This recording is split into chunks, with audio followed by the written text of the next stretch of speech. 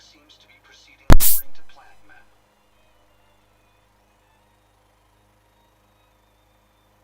It's a pleasure to serve with you, ma'am.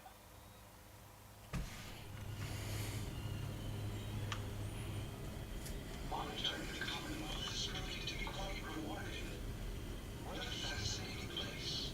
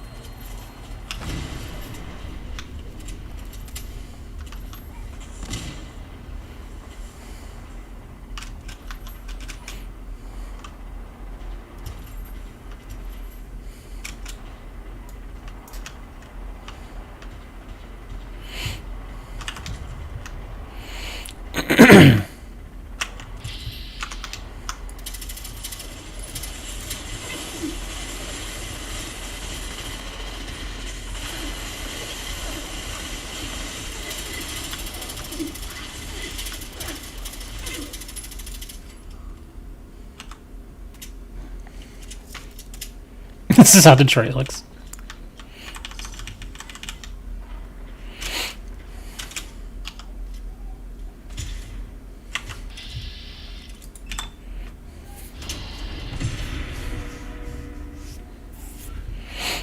Do they have VATS over in Detroit?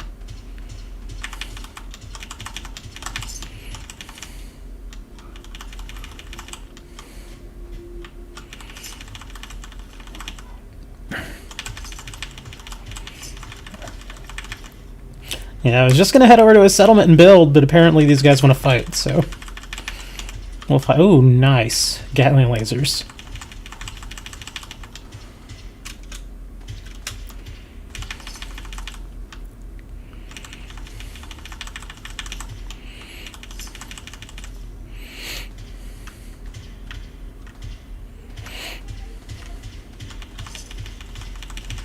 I'm destroying my synths.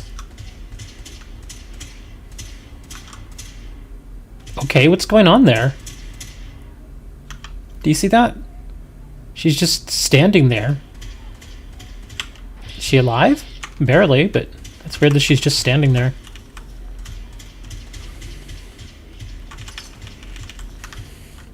She's like, I gave up. There we go. They only left one of my synths alive.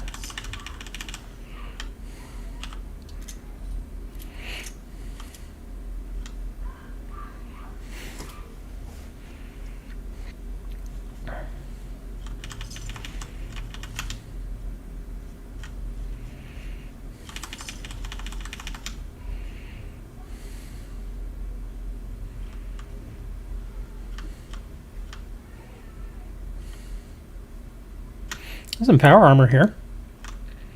I don't really need it, but it's there.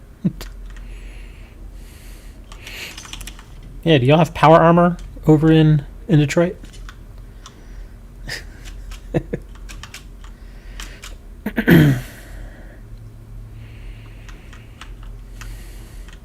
Where was I gonna go? Oh yeah. It's gonna go back to Sunshine Tidings, I believe.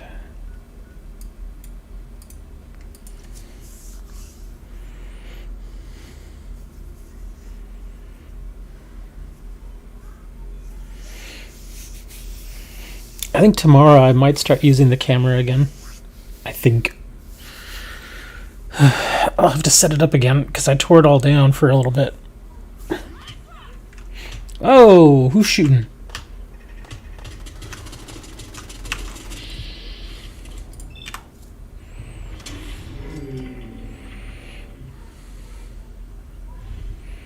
It's a random gunner just showing up. What are you doing here?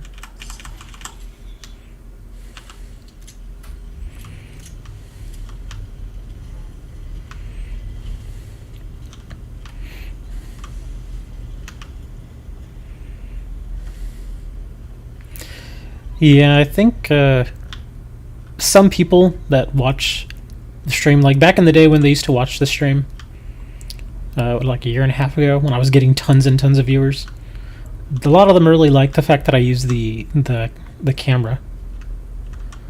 Even though I didn't really care for it, it's kind of like, well, I know that people like it. A weird way of typing Uno. Yeah, YouTube's being weird again. It's strange because for a while the newer version of YouTube Studio wasn't working right, so they kept directing us back to the Stream Classic, which is what I had been using.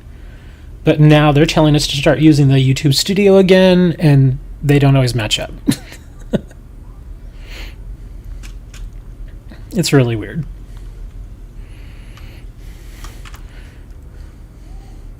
Yeah, see, on my title screen it says Fallout 4, but some people may see it differently. In fact, let me refresh my... Yeah, that's weird. See, it didn't update the thumbnail. So the thumbnail looks like Uno. Oh, YouTube, just pick a lane and go with it, man. Please, for the love of God, just do it.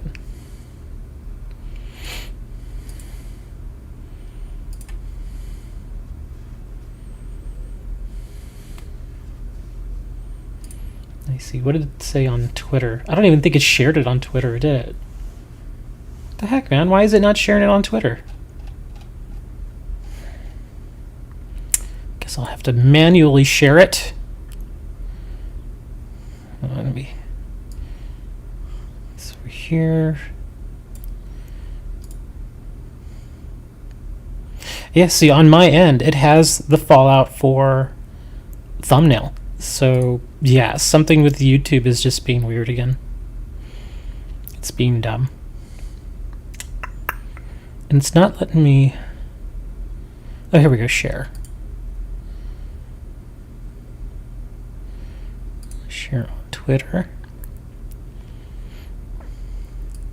That's weird. I don't generally have to manually share these things. I have it set to where it's supposed to just do it on its own. But I guess it's being weird.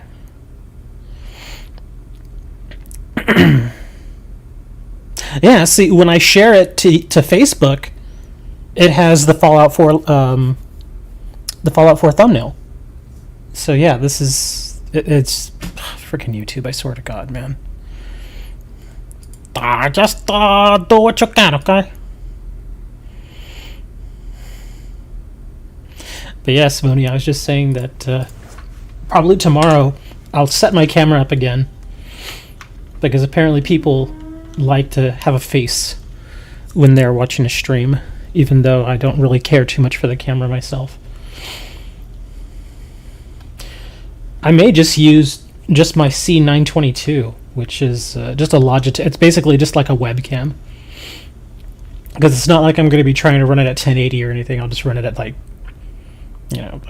720 or 480 because it's only going to be like a small little square. Basically, it just has my face there, so it'd be fine at like 480. No point using my expensive HD camera.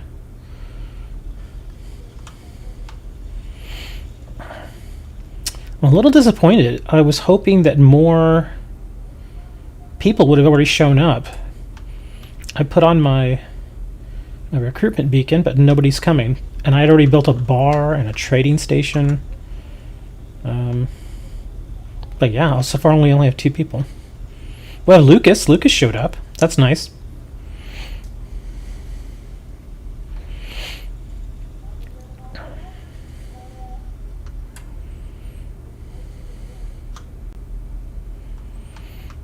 And the interesting thing about like the old YouTube Stream Classic, the chat works to a certain extent with Restream, but you can't use bots, like chat bots for moderation and that sort of thing. But on the new version, the YouTube Studio, you can use bots, but Restream doesn't like it. So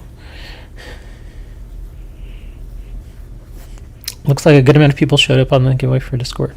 I haven't even looked. I'll go look right now. I haven't even looked to see how many people actually registered for it.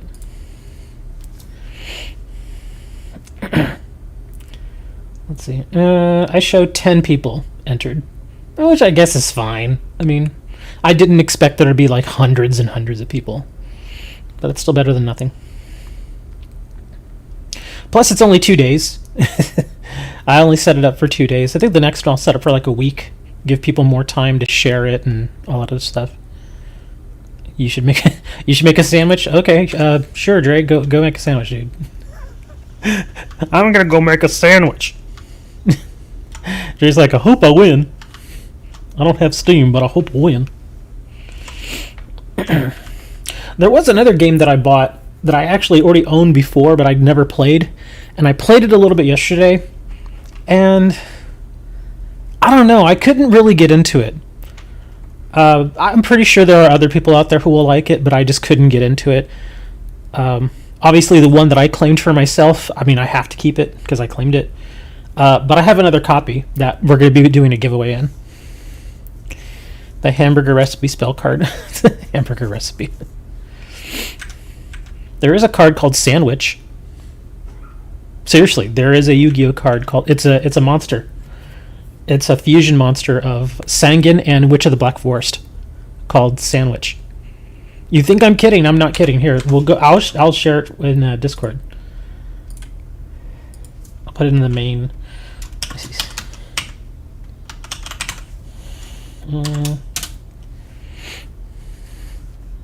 There it is. Bastion brought it up for us. There's Sandwich. It's not spelled the same, but yeah, the idea is there. But yeah, it's a fusion monster. No one ever plays it, but it exists. But anyways, what do you guys think about cameras? Like I said, I'm kind of indifferent to them. I don't really care one way or the other. The only thing that bugs me about the camera is that I have to have my special lights on, which makes it kind of warm in here. So it's a little annoying. A different kind of artwork. No, it's not Sandwich like the actual meal or food that you eat. It's Sangan and Witch of the Black Forest as a fusion, which is Sandwich. It's dumb. Yeah, it's really dumb, but it is what it is.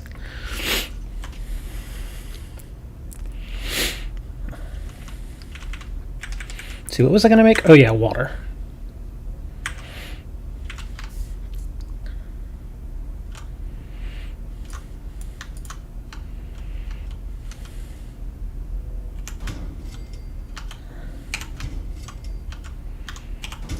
Here we go.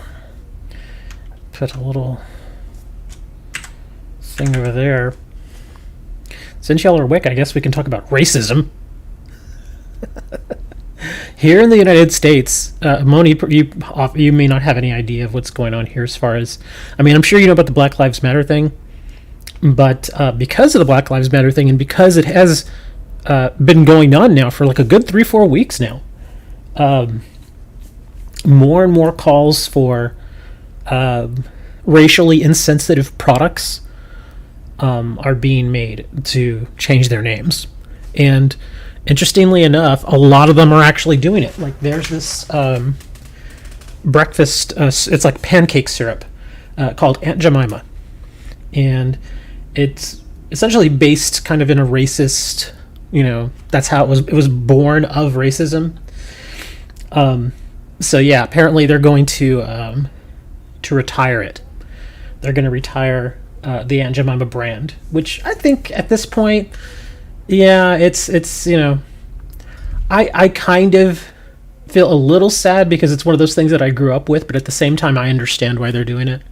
It's like, yeah, it's born out of racism. We should probably, let's retire it and just, it'll still be part of our history, but it won't be something that's out and about anymore, Let me see, what else was there talk of?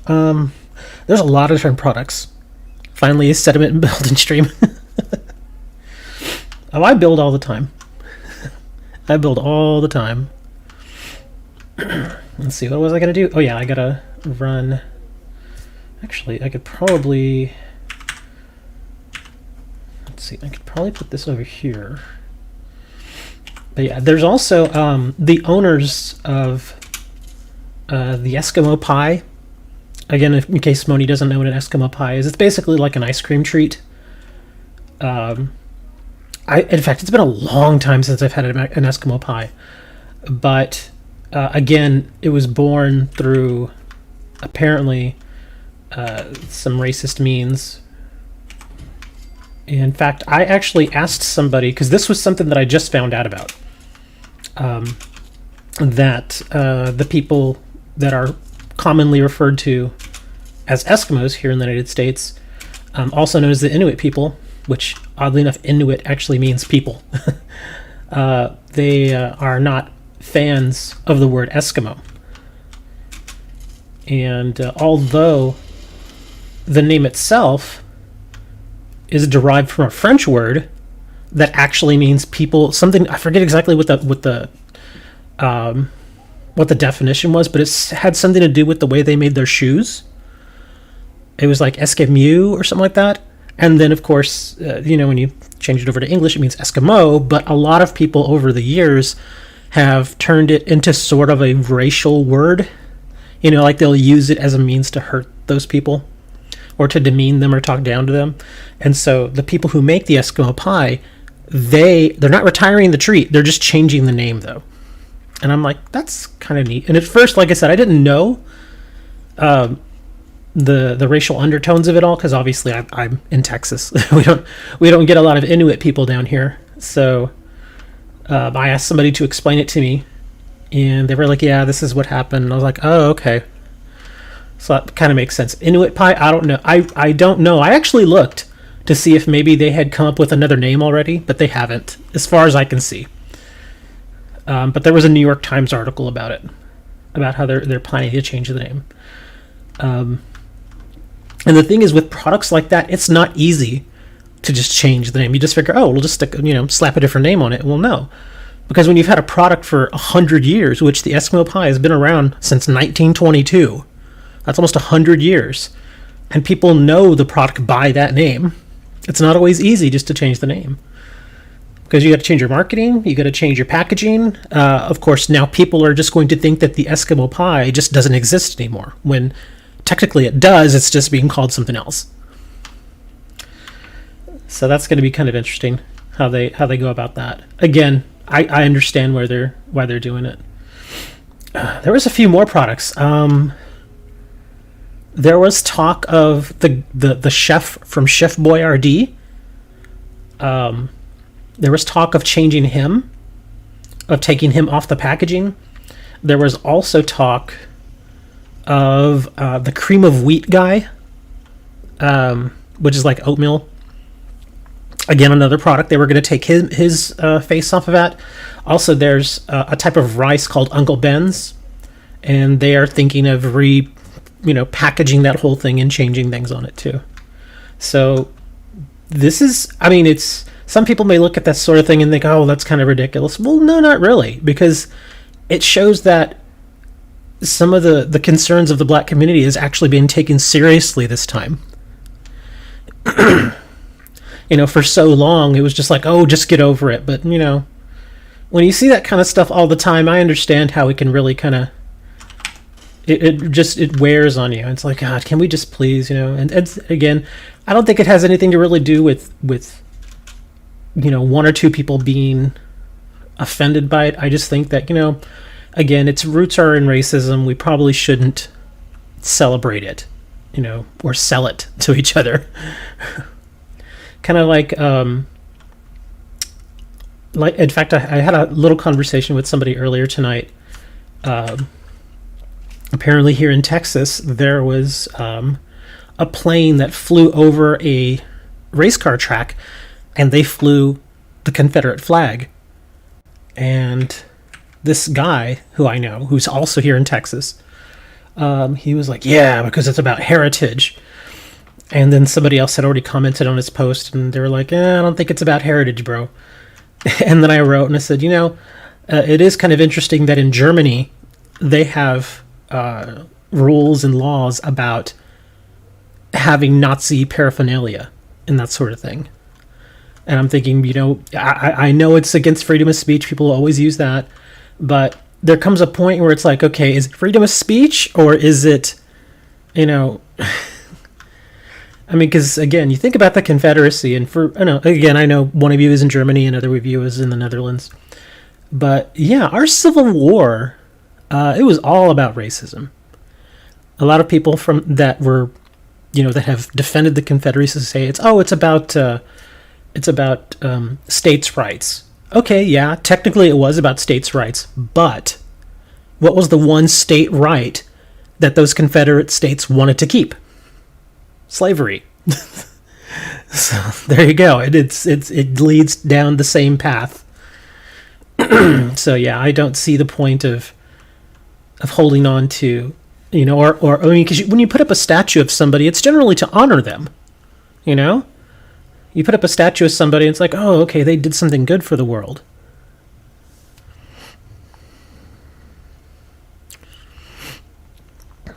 Let's see. Emisbian, our buddy from Germany, says, quote, you could say I'm a Nazi in front of police without them doing anything in Germany.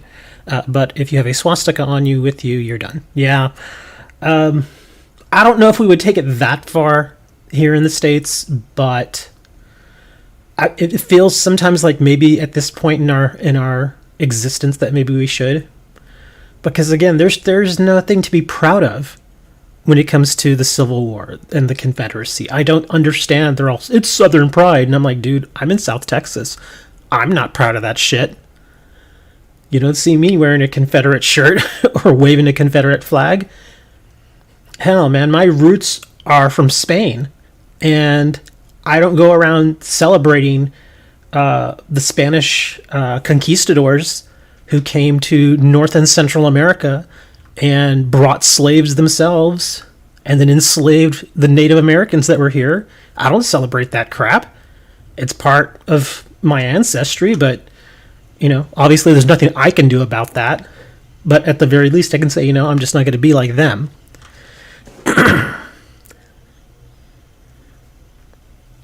Well, in America, you can put up a federal flag. Well, federal flag? Well, see, that's the thing. Here, yeah, technically you can walk around with like a Nazi flag. But people tend to, because again, it's the whole freedom of speech thing. But people tend to really frown upon that. Like if they see you with a Nazi flag, they want nothing to do with you. Unless they too are Nazis. And that's kind of weird. It is really strange. In fact, we're having a conversation about that in the US right now, too. It is weird that countries like, France, the United States, the United Kingdom, we sent people to war to fight the Nazis. And thankfully we won. And the Russians, too. Got to give credit to the Russians. They lost a lot of people. But we sent people to war to fight the Nazis. And we won, thankfully. And now here it is, 75 years later? And we still have Nazis roaming around here in the United States. It's just... It's weird. It's like, come on, man. You guys lost. You were obviously not on the right side of history. Same as walking through small cities with a pride flag. You could, but you really shouldn't. I don't find any offense really in any of that stuff. It takes a whole lot to offend me. I generally let people kind of do whatever they want. Like, if somebody annoys me or pisses me off, I usually won't say anything unless it's directed, like, right at me. But if they're just kind of being a jackass or roaming around doing something stupid, I just ignore them. They're not really worth my time. Because, what's the point of trying to talk to a Nazi who's walking around with a flag, doing the whole Nazi salute thing, the old Roman salute? In most cases, you're not going to change their mind about anything, at least not in that context. So it doesn't really make sense. Gosh, then nobody is showing up here. I know we're talking about racism and stuff, but I'm hanging around here waiting because I have my beacon is on, but nobody is showing up. And I've only really, it says I have 4 people, but I really only have 2 because 2 of them are robots and they're off doing supply line stuff. Why is nobody showing up? I feel like I should just go to sleep. Like in the game. Yeah, just go to sleep in the game. Let me see here. I'll sleep for like 3 hours and see if anybody shows up.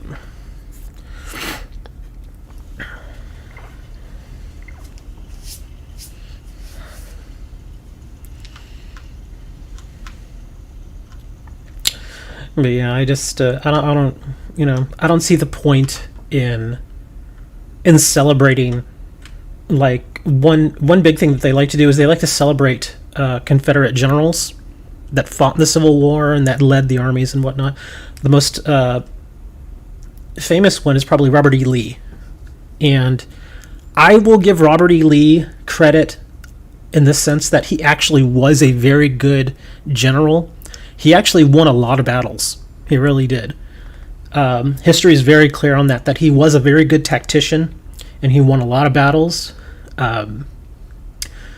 But let's face it, after the war, and a lot of people don't think about, what happened after the Civil War. Well, obviously, the Civil War ended. There was no need for him to be a general anymore, so he went home, and he immediately became a slave owner. And not only was he a slave owner, he apparently was quite brutal with them. If they didn't work as much as he wanted them to, he would order them to be beaten and whipped and all kinds of stuff, and I'm like, that's not somebody I want to be proud of. You can sing the merits of his military career as far as, again, him being a strategist. Okay, fine. We can study his strategies and maybe learn from that. But as far as him being a great man, no. He was not a good man. He was pretty terrible. Meanwhile, in your Red Rocket, 12 people without a beacon. Speaking of Red Rocket, I haven't checked that one. I think I have like 13 people there. Yeah, 13 people. I should roam over there real quick. But yeah, people like Robert E. Lee, yeah, I'm not going to celebrate him. The same thing with people like Christopher Columbus. People, they try to hold him up as if he were this great man. But again, if you read a little deeper than just kind of the little bits and pieces that they feed you in elementary school, you'll see that he was not a good man. He purposely gave blankets that he knew to be infected with smallpox to Native Americans, and it killed them. A lot of them. Did you grab some bad sucking sticks? Oh, okay. I'm assuming that's cigarettes. But yeah, he was not a good man. He brought slaves over. He was a slave owner. He purposely, in fact, I remember a story about him and his the people that went with him over to Central America. Is he found ways to get the tribes there to essentially fight each other, so that he wouldn't have to do the fighting himself. So they went around and they were just killing each other, and finally, there was a winner. Basically, they wiped out the other tribe, and then he would go to the tribe that survived, and then he would kill them. And so he'd be like, "Ah, well, you all killed each other. Now I'm going to kill you, and I get all the gold." Yeah, he did that stuff. He was the terrible guy. He was not a good man.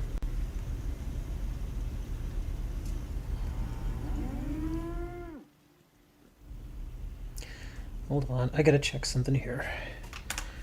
My mic is acting a little weird right now.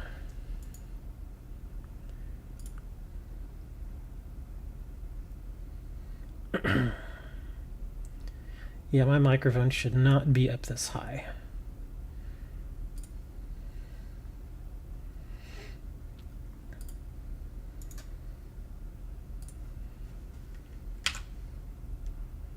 Why do you feel like Trump would support him, though?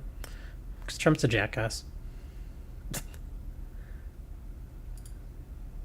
He is. He's such a jackass. Speaking of Trump, he was pretty upset over his rally.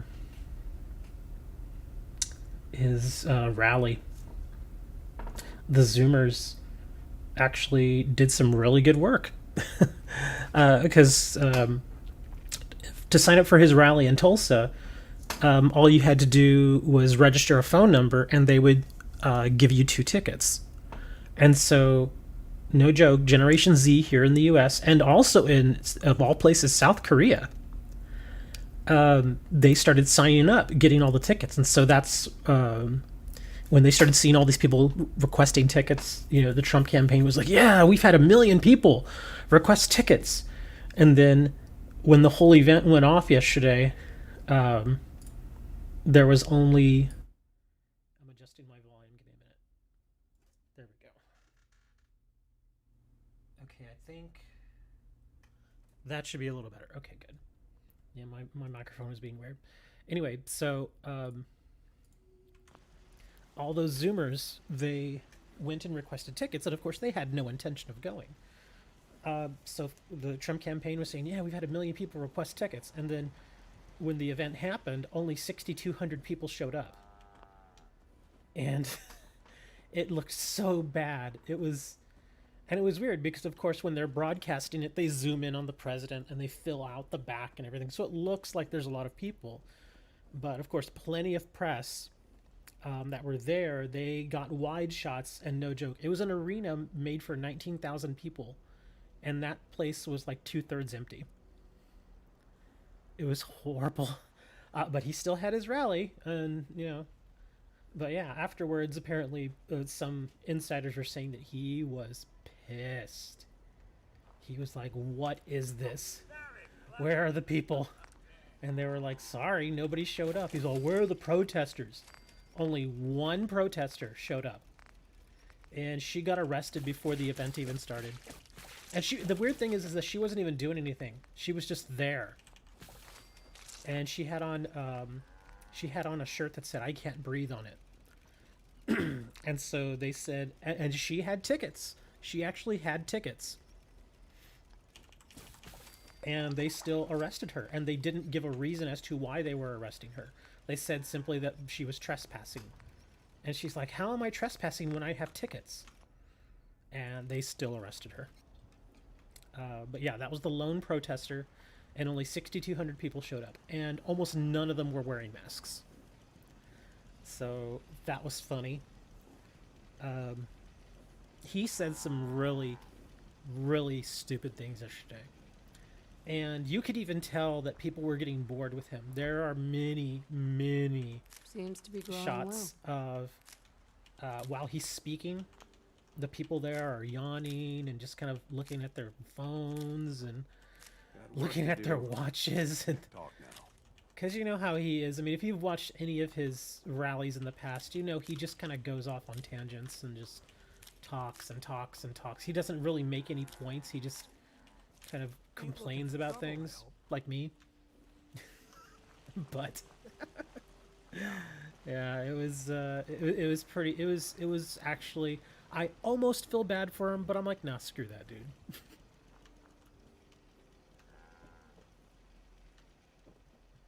So you got any good things for me to buy? Hi. I'm sure I have something you need. I'll take a look. Sure. Great. But yeah, I loved it so much. It was hilarious. It was so hilarious. And then one of the more annoying, or not annoying, but I guess kind of, I don't want to say shocking because I can't really be shocked by anything he does now.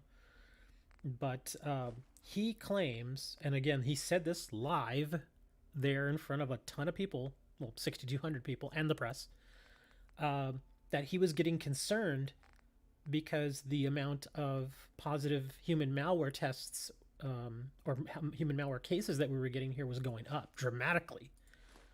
And so he says, and again, this is what he said, and I'm paraphrasing here, is that why do we have so many positive tests? If we do fewer tests, that means we have fewer cases.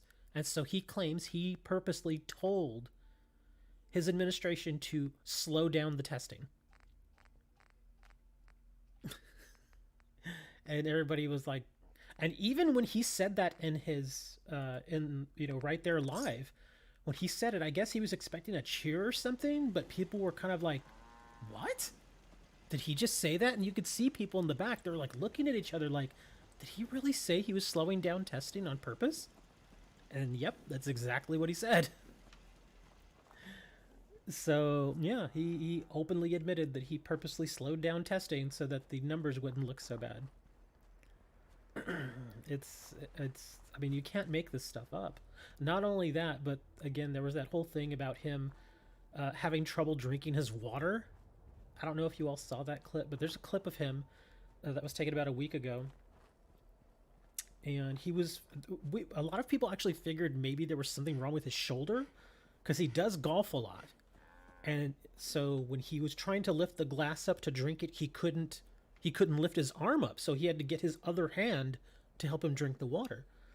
And when I first saw that, I was like, oh, is there something wrong with his shoulder or his arm? And the first thing that occurred to me is he plays a lot of golf. Maybe he hurt his shoulder. And I didn't really think anything else of it.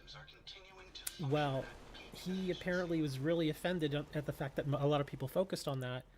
So, of course, what does he do? In the rally, he mentions it. And so he grabs a glass of water, he sips it, and then he sips it again, and then, no joke, he throws it off stage. He literally just flings it. And I was like, did he just do that? And of course it drew a cheer from the crowd, but even then I was like, did he really just do that? I mean, because there are people around him. You know, there's security and there's Secret Service people and there's press. And it's not like a plastic cup. This is a glass. You hear it thud when it hits the stage, and then it like bounces off somewhere. And of course the water goes flying. And so I'm like, I sincerely hope nobody was in the area. I doubt anybody got hurt, because if they did, I'm sure it would have been news, but I still thought that was kind of strange. He just does weird stuff, man. I don't understand him. What is going on down there? Is that a super mutant? It is. It was. Anyway, yeah, that whole thing was just so weird. I can't even really use the word surreal anymore, because what is surreal? Ooh, why is this person running after me? What's going on here? Oh, this is Lucas's guards. They're like, hold on, Lucas, we're coming. Is she naked? What in the... Is she naked? I don't even know. I'm just... I don't even know anymore. You wonder how many times he was dropped his baby? I don't think it was that. I think it's more to do with the fact that he was born with a silver spoon in his mouth. His father was insanely rich, and he's just never... He's not like us. He's never had to actually struggle through life. He's never had to go to a thankless job, even though he's hated it because he has to pay his bills. He's never had to do that. I'm not gonna follow her. YouTube is not big on showing, I mean, they'll allow some nudity in game because it's You know, it's a game, but yeah, if you're just sitting there with tons of nudity on your screen, then they usually get annoyed by that. But yeah, I mean, he's never had to really work really hard a day in his life. You know, he's not. I mean, like I look at myself. I've had to work at McDonald's. I've had to work at Walmart. Both of them were terrible jobs. I did. I was a mason's assistant for a summer here in South Texas. I had a tan like crazy, but yeah, it was not an easy job. It sucked, and it paid minimum wage. And back then, minimum wage was less than it is now. So yeah, it was hard work. It sucked, but it was a job. You know, he's not ever really had to do that sort of thing in his life. He's always, you know, just had things handed to him. And I think that's why his kids are the same way. Because they've kind of grown up that same way as well. Like Don Jr. and Eric, they've never really had to worry about money in their life either. They've never had to work. You bought 3 packs? God, man, that's a lot of smoking, dude. I mean, I'm not one of those people who's like, you know, I don't sit there and preach to people and tell them not to smoke, but that's a lot of cigarettes, man. Let me see, did anybody else show up here? What is he doing out here? Do you see him? He's way over there. He's like, I'm just going for a walk, man. Leave me alone. Dude, come on, man. I know you got an epic mustache, but come on, dude. Get back to work. 3 packs last 5 days? It's still a lot, man. I don't smoke at all, so, I mean, but like I said, I'm not going to preach to you, I'm sure you know. But hey, you smoke, go right ahead. Like my friend, I'm not going to mention their name, but my friend smokes pot. Same thing, I don't smoke pot myself, but it's like, well, if you want to smoke pot, go right ahead. Or if you drink. I don't drink, but if you do, hey man, it's your life. Do what you want. As long as you're not hurting anybody else, you're probably fine. Well, nobody's showing up here. This is getting really annoying because I want to assign them to the stores here, and I also want to have a reason to plant more crops, but if nobody shows up... Dang, 13, 14 cigarettes a day, man. Ouch. That's a lot of smoke breaks.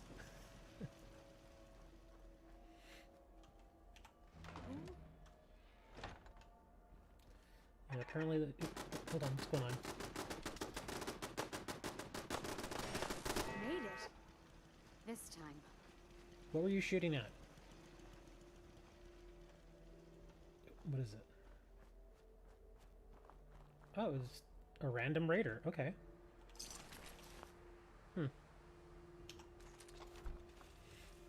Then I'm smoking 20 to 25.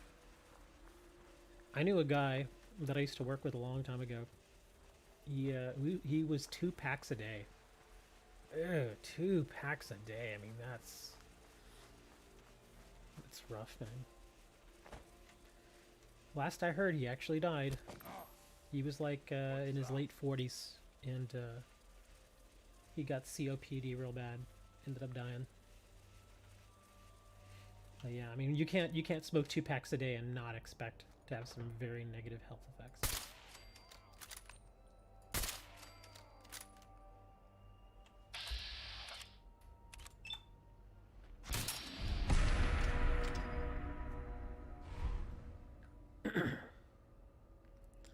Speaking of packs, how much does a Yu-Gi-Oh pack cost nowadays? It depends on the set, sometimes. Because if you get like the old Duelist packs, which only had 5 cards, it was like 4 commons and then your rare, super rare, whatever. Those were only like $2. But all the packs that have 9 cards, those are generally about $4. But like the Toon Chaos only has 7 cards per pack, but they are still $4. Oh, who's shooting at me? Oh crap, I didn't even see this guy.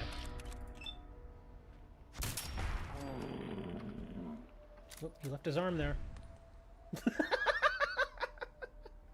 Oh, you gotta love the physics. Those ragdoll physics are great. Stalker lever action rifle. Increases VATS accuracy but costs more AP.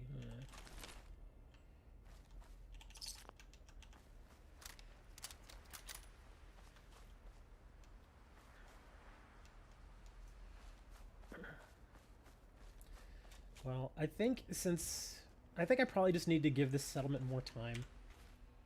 Just to kind of work its whatever. So let's go to Nuka World. Mess around out there. There's some quests out there I can do.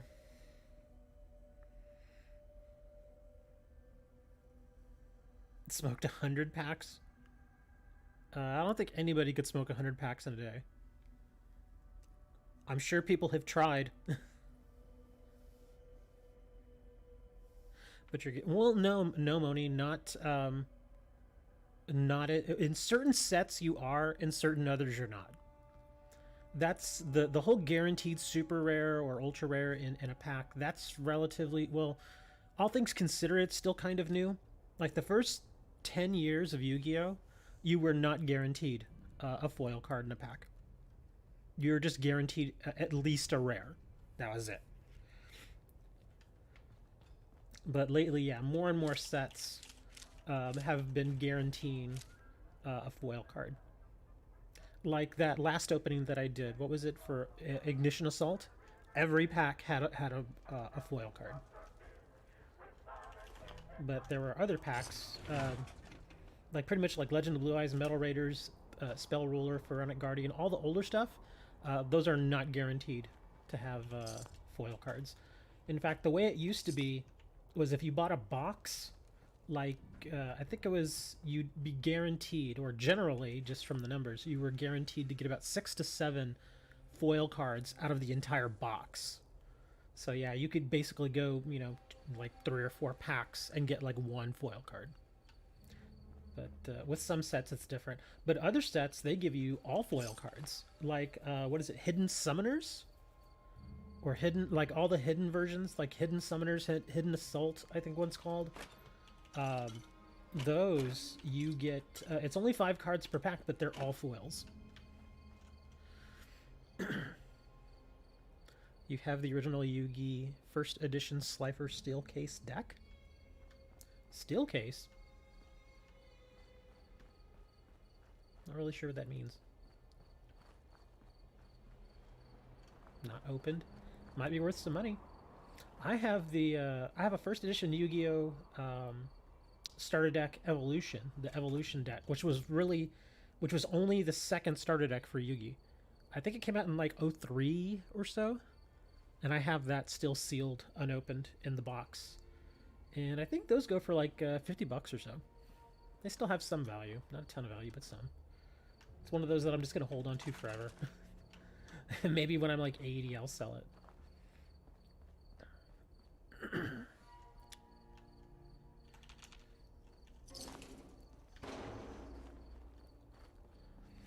But if you're looking just for foils, like if you want to open packs and just get a bunch of foil cards, like I said, all the like the Hidden Arsenal, Hidden Summoners, some packs give you all foil cards. Like generally what they will give you is they'll give you 5 cards total. 4 of them will be like super rares, and 1 of them will be either an ultra or a secret rare.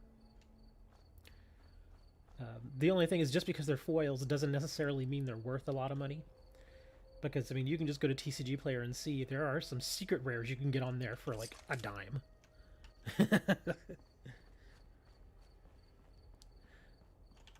Uh-oh.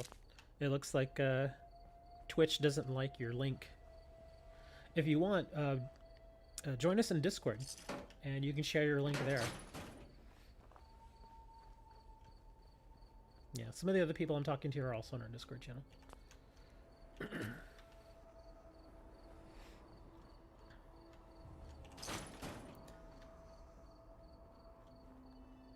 Some people prefer just buying the singles, and other people prefer buying the packs. And I think the reason why people like getting packs is because there's that... Oh, God. Okay, never mind. These are just the disciples. There's that lottery mentality. And there is that chance. I mean, again, it's just like that last opening that I did. I spent... How much did I buy that thing for? It was like $72 for that entire box. But just like that, I got a $120 card from just that one card, so it paid for itself plus more. So there's that lottery mentality. But you don't generally get lucky like that. Sometimes you do, and sometimes you don't.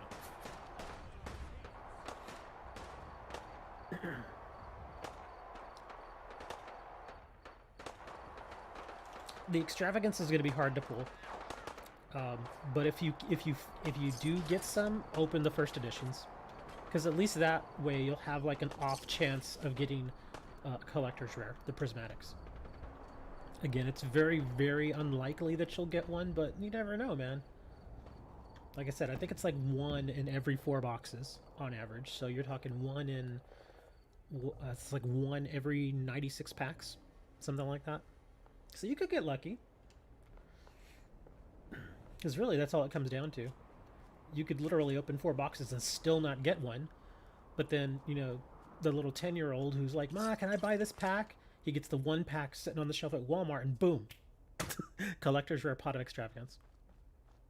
And what does he do with it? He plays with it. And we're all like, no! Don't do that. You silly kid. But I think tomorrow I'm probably going to go out for a bit. And I'll cruise by Target. I can't really cruise by, I have to walk by Target. I don't have a car. But I'll go by Target and I'll see if they happen to have any boosters. And if they do, I'll probably, depending on how many they have, I might just buy them out. Because, again, some of the prices... Oh, speaking of prices, I checked again today. And like I had mentioned with the Toon Blackluster Soldier, he's almost to that target price I was talking about. He's now at $18. So he's dropped even more value. But I think another part of the problem is that a lot of people did see a lot of value in that set, and so they went and they bought a ton of packs, and now everybody's trying to sell. And when you get thousands of people trying to sell the same card, you're going to get people undercutting, then undercutting, then undercutting more, and yeah, it's you know, it gets to the point where everybody just keeps constantly undercutting. Oh my god! What is that link? What is this link? Oh my god, it's huge. It's a search.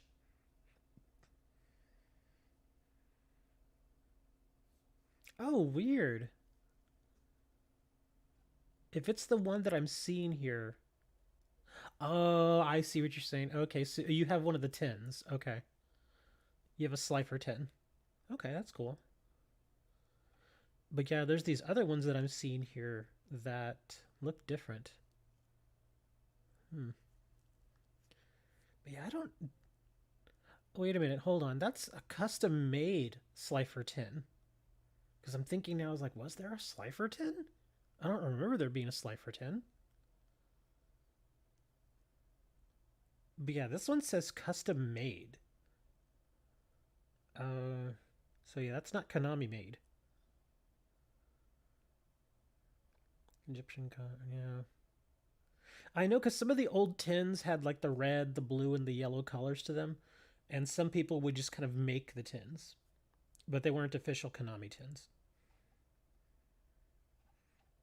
Oh well.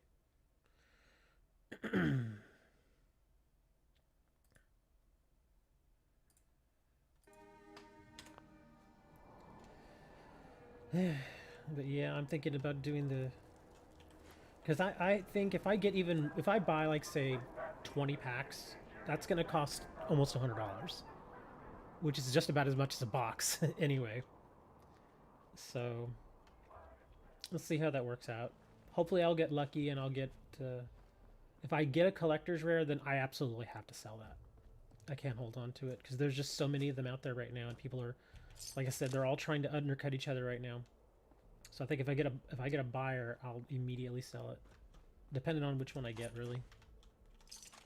Yugi's Yugi didn't have a Blue Eyes deck. Yeah, there are no Blue Eyes deck for Yugi. There's the Kaiba Blue Eyes deck.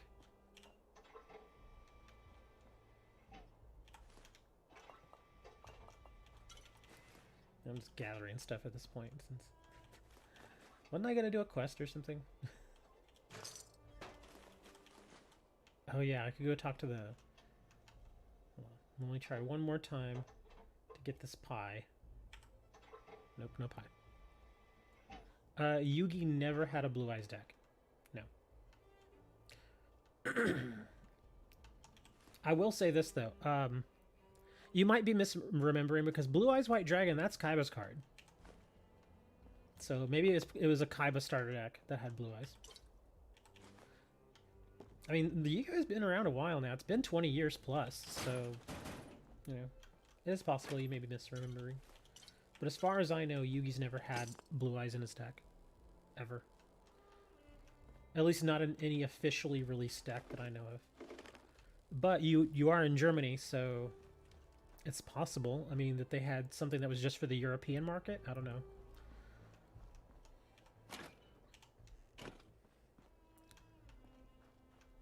If you pull the Envoy Collector's Rare. Yeah, I'm hoping to get either that one or the pot. Because the... where are you guys going? Oh, okay, they're all together. Because some of the other ones aren't worth all that much. They're worth a few dollars. But comparatively, they're not as much. Let me see. Let me go back. Let me look real quick. Toon Chaos.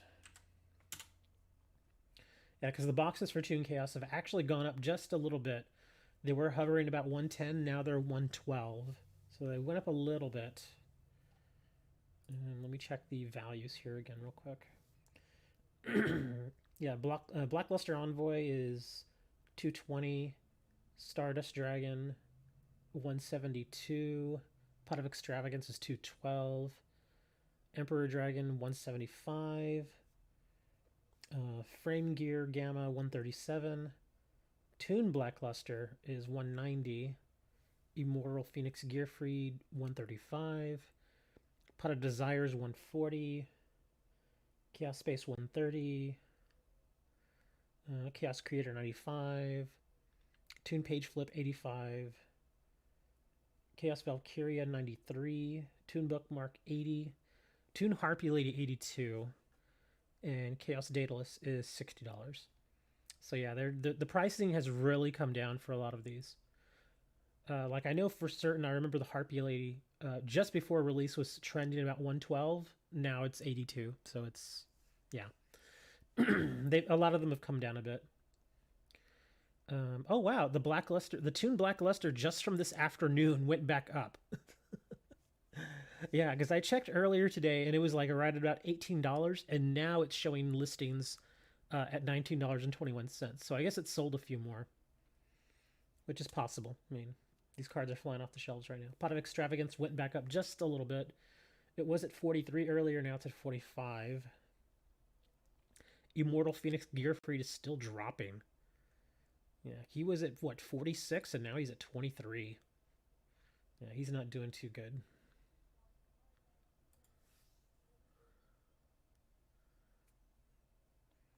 Two tens to 12 toon cards. Well, this new set that just came out just a few days ago, actually. That one has a whole bunch of new toon cards in it. It's got like Toon Harpy Lady and Toon Bookmark and a few other new cards. Toon Blackluster, Toon Page Flip. And there's also, I think there's a trap card in here, isn't there? Some Toon trap card, I forget. Oh yeah, Toon Terror. There you go. Yeah, so there's a handful of new Toon monsters. Plus there's a bunch of new Chaos monsters too. Yep, and that's what I'm going to try to look for tomorrow at Target. Or in that little game store that's right next to them. But that game store is not generally very good. Okay, so we're going to go talk to these people and see if they have any quests for me. Maybe we could buy some boosters. I don't even... What time is it now? I don't even know what time it is. Oh, it's only 10 o'clock at night here. So yeah, I still got a little while to go before I can go and head to Target. Oh, what is going on? Where's that noise? Okay, these things glitched.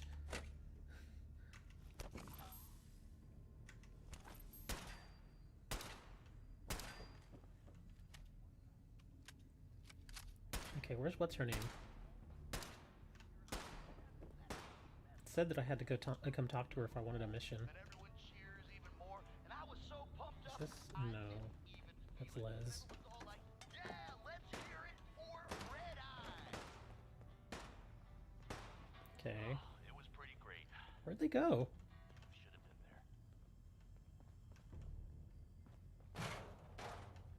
there. Y'all in here? Nope. Is this her? Oh, that's William. That's the brother. I think I have to talk to her, though. Oh, there she is. Hey, You here to work? I've got something I think you might be able to handle. your wish is my command. Glad to hear it. There's some traders that refuse to sell to our people. I won't That's my name for you. tolerate such disrespect. You're going to take their goods. Yeah, the target here Sign me up. Was opens up hoping about that's 8 what o'clock you'd or so. say. And Launch I'll want to yourself go out. earlier in the morning because it's going to already be warm. Caching in. Rendezvous with team. Okay.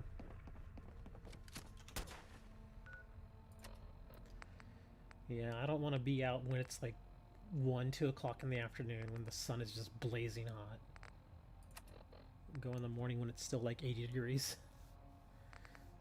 Let's see. Caching in there.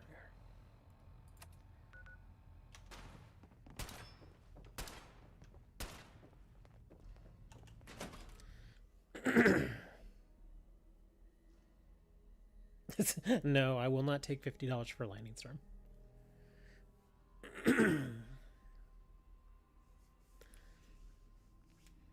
I've had people try to push that on me before. I like when I first got into selling Yu-Gi-Oh cards. The first thing I noticed is that it's very different from selling baseball cards. One, in that the values tend to fluctuate much more, and two, because people seem to think that simply because you have the cash on you, that somebody will actually sell you the card. Like, I've tried to sell cards before for, $20, $30 at tournaments and stuff, and certain stores will let you sell. And so I've had the cards, and I'm like, okay, $30. And the guy's like, well, I've got 15 right now. And I'm like, okay, go get 15 more. Oh, man, but I have it right now. I'm like, I don't care if you have it right now. Well, no one else is going to buy it from you. I'm like, oh, really? So no one's going to buy this from me. I'll take my chances, buddy. And then, of course, they get angry because you won't let them screw you over. But yeah, I've had that happen to me more than a handful of times. And especially with very expensive cards. Like, for a while, I had a mech chaser, a mechanical chaser. And somebody was offering me like 85 for it when it was, at the time, easily a $200 card. Transit Center. And I was like, nah, I don't think so. Going down. Going down? Nuka Express. What? No. Well, where's the door? Is it... Oh, I think they're telling me to... Hold on. I gotta read this. I guess I should have actually listened to her. Rendezvous with team.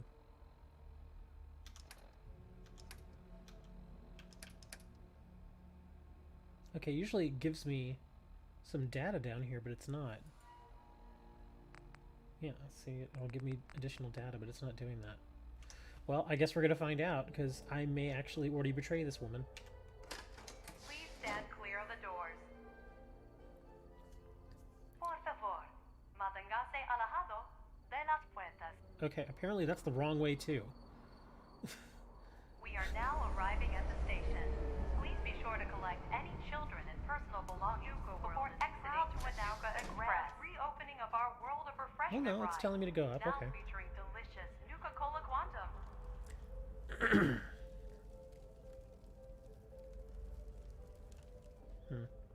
Well, this was also before the age of smartphones. This was like in the early 2000s, the early and mid 2000s, before people had, smartphones basically. They had phones, but a lot of them didn't have internet access. And if they did have internet access, it was very, very limited. So this was at a time before then. But whenever I would go to tournaments, usually I would be the one running the tournament. And so I would have my laptop with me, and of course I had internet access. So they would try to play that, run that game on me. But back in the day, there weren't a ton of Yu-Gi-Oh sites that really had pricing. So there was only a couple. Like there was this place called Pojo.com. I don't know if you guys have ever heard of that. It's an old website where they talk not only about Yu-Gi-Oh, but they talk about Pokemon, Magic the Gathering, all that stuff. They used to have trading, and people would kind of get together and decide on how much do you think this card is worth, that sort of thing. And so whenever we needed actual advice on how much do you think a card is, I would either go to Pojo or I would just go to eBay and see how much people are willing to pay for it. And so people would, sometimes come up to me and they would say stuff like that, like, "Oh man, that thing's not worth $60, it's worth like 20, just like you said." I'd be like, "Well, let's look." And so I'd immediately look, and by that time they'd walked away. So I was like, "Yeah, I guess you knew." Okay, where am I going? Rendezvous with the team. Hangman's Alley. They better not have me going into Hangman's Alley. No way. I am not going to invade my own people. If they do, I'm going to have to kill them.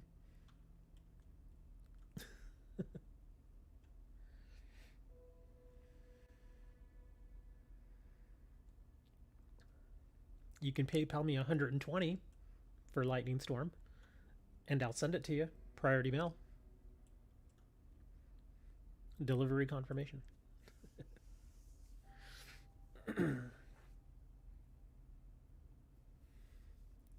Or I've still got my Nintendo Switch if you want that.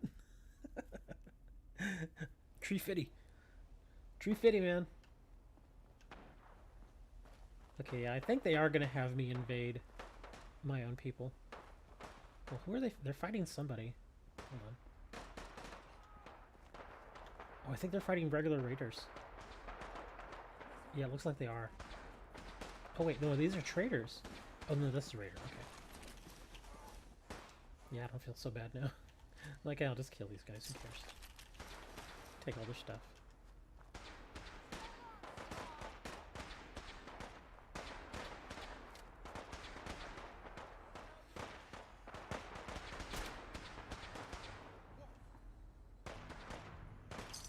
Kill cash cards? Okay. Oh, Brotherhood. Okay, yeah, this is fine. I'm okay with killing these guys.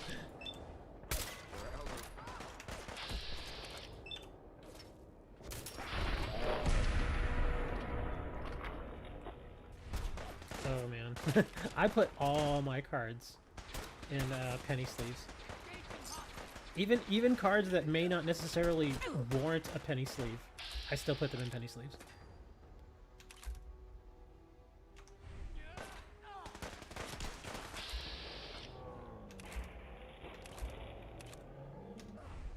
I better switch to a different gun.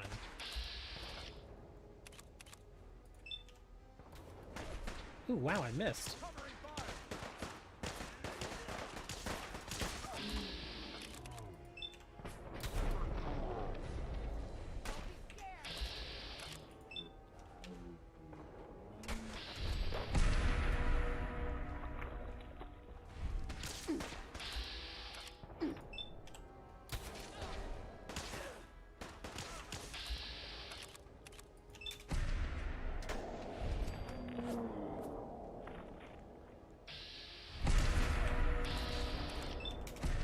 I have all these crits stored, I might as well use them. Oh, his head popped right off.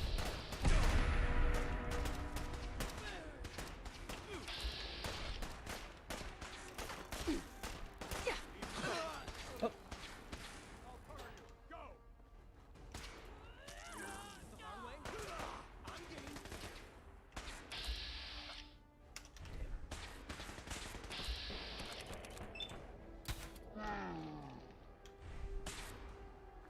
It sucks that at this level, the little fiery damage, or the extra fiery damage this gun does, doesn't really do anything to them. So it's kind of pointless to have it.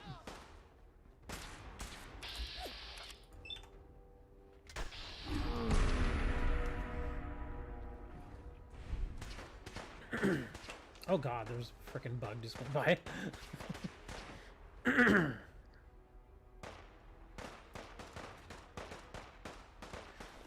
Not really. It depends, because you have to remember though, is the Yu-Gi-Oh cards are smaller.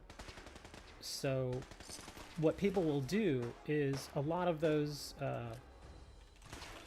Ultra Pro folders and stuff that you see out there, they're made for standard size cards.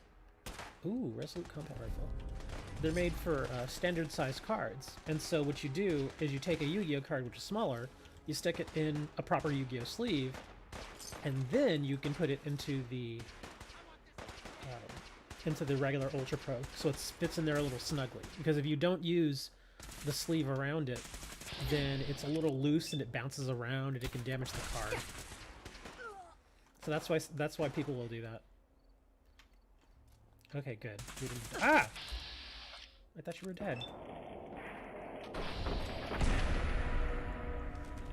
Oh, it's a Yu-Gi-Oh size folder. Oh well, I wouldn't. If it's, I look at it this way: if you have to push a little too much to get the card in, then it's not worth it. Just don't even put it in. But penny sleeves, they're all pretty standard size for just the regular penny sleeves. You know, all the penny sleeves will fit they will fit snugly on Magic the Gathering and Pokemon cards, and they'll fit loosely on Yu-Gi-Oh cards. But generally, I only put them in penny sleeves either because I'm going to store them, which is fine because they're not going to move around anyway, or I'm going to put them in top loaders. Let's see, what's this dude? Want to talk to me? Nope. Okay. All right. Well, let's head on back to what's her name.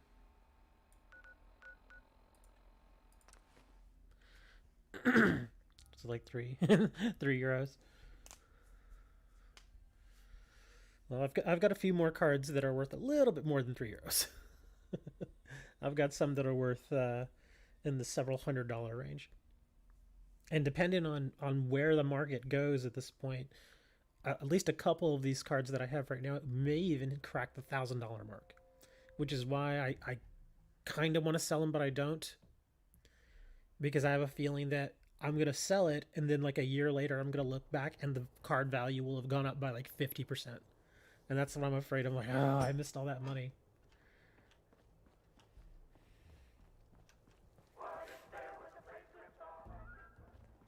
If you're wearing a collar, it's because you asked for it. Ain't no one You don't know if the slave. setup was worth the effort. It depends. Again, it depends, because some cards, again, they when they come out, they're not that, you know, they don't have a ton of value, but over time they accumulate more and more value. Not supposed to hurt the Kind of other like when guy. you think of No rule against the tricking or hurting each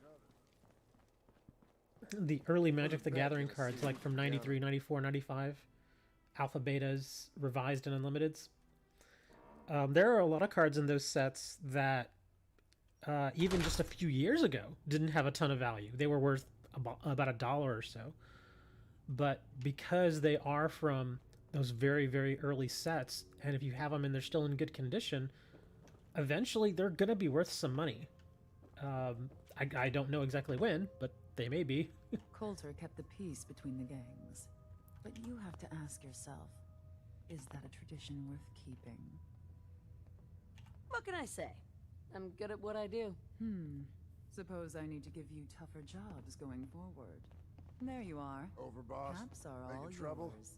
You know, the operators could use your expertise again, if you're up for it. What's happening? The Pack continue to be a thorn in our side. We've acquired the name of a target they appear You think you still have the first value. Exodia cards? I want this target put in Maybe. an early grave. I never really collected the Exodia stuff, although I knew even back in the day it was expensive, and it's still kind of expensive now. Who will I be facing? A super mutant gang. Effectively target practice. Sounds fun. Superb. Happy hunting. Permanent solution. Wilson's Automatoys. Why do they keep sending me back? And Mags, William, and Lizzie. All keeps you have sending to me do back to is the hear 'em Commonwealth. speak to know they weren't born into it. Now that I'm thinking about those cards, I kind of want to go and look and see what the values are again. Hold on, I'll let this load, and then I'm gonna go look real quick. Because there's at least 3 cards that I can think of that I haven't checked prices on in a little while.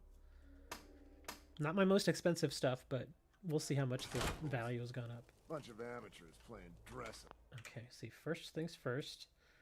I'm going to look, and this one might have gone up, and just for nostalgia because it's banned. Let's take a look here. Oh my, this has gone up. I've actually got all 3 versions of Toon Cannon Soldier. The Dark Beginning 2 reprint, which is just a common, it's like a $3 card. But, I mean, for a common, it's $3. Legendary Collection, which is a rare, is $3.65. Again, just a rare, but, you know, $3.65 is $3.65. But Tournament Pack 6, Ultra Rare, which I have, $217 to start. There's only 5 listings. Let me see what... Oh, that's at Near Mint, too. Okay. Yeah, Near Mint Unlimited, $217. The next closest price is $235. Wow. So, yep, that Toon Cannon Soldier I have is worth a pretty penny. It used to be around the $70, $80 mark. But it's really appreciated.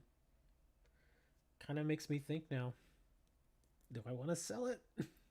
I could probably easily get $200 for it, but it all depends on how often these cards move.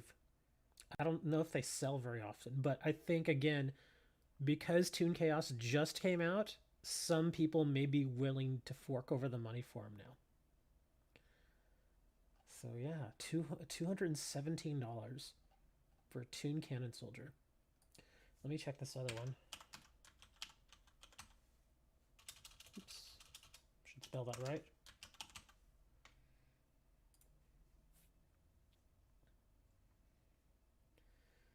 Oh my goodness. Again, Metamorphosis is a card that's been reprinted a couple times, but I have Champion Pack number 1, super rare. Holy crap, this thing has really gone up in price. Last time I checked it was $250. Now, for a mint, $350. Wait, that's a German version. So German version is $350. An English version, near mint, which is what I have, is almost $400. And there's only 1, 2, 3, 4, 5, 6, 7. There are 8 sellers. Wow. What happens if a 0 attack monster attacks a 0 defense monster in defense position? Nothing. They basically cancel each other out. They both stay. So yeah, Metamorphosis is doing really, really well. Oh yeah, that Pot of Greed that I have. I think it's the most expensive Pot of Greed that's out there. Let's see. I actually have 2 of them. I've got the one from Dark Beginning, which is $850. Not that expensive. And there's the Ultimate Rare from the Duelist Pack. This one's only... Oh, this is moderately played. Okay. What about Mint? Here we go. Near Mint. $43. That's not bad. It used to be like 15, 16 bucks, but that's actually appreciated quite a bit. And then, one last one. Let's see if they even have it here. That's not the one I'm looking for.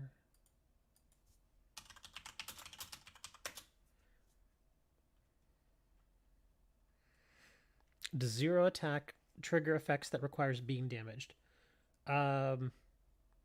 It depends. If you run a 0 attacker into a 0 defender, then no, because no damage has been done, one way or the other. Now, some cards only require that they actually do battle. In that case, then yes, their effects would trigger, because all you have to do is battle with it. But if it requires there being damage done, then no, they wouldn't. It wouldn't trigger it.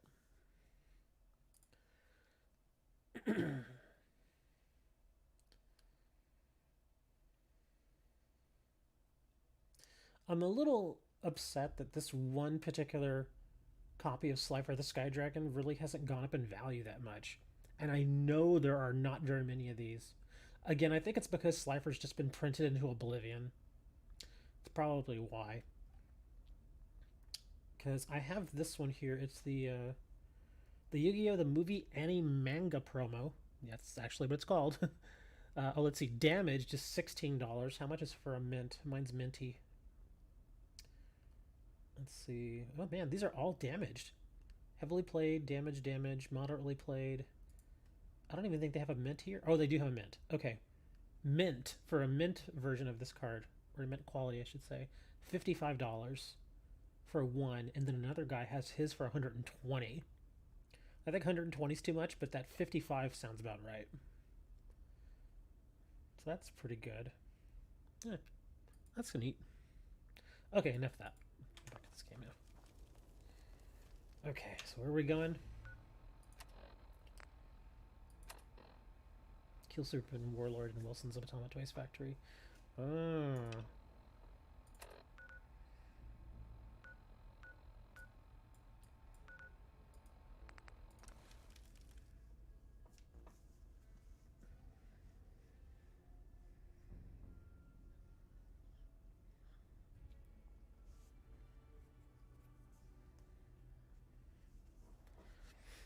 Also, tomorrow, if I start using my camera again, you'll have to remind me not to pick my nose.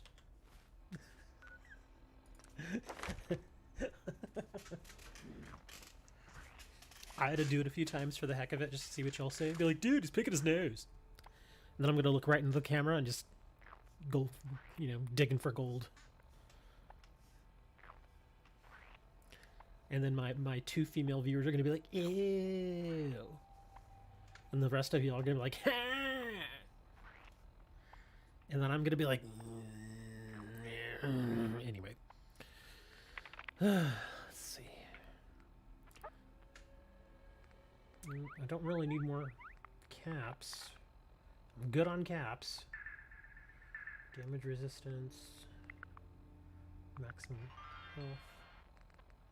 Wasn't there something? Oh yeah, I was doing melee damage.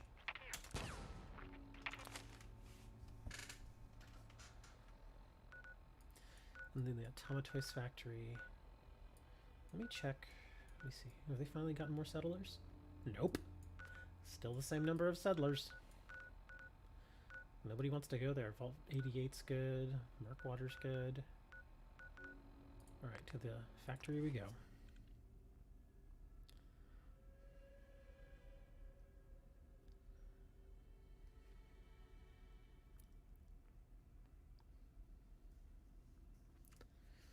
Ugh. I need a haircut. It's getting a little long.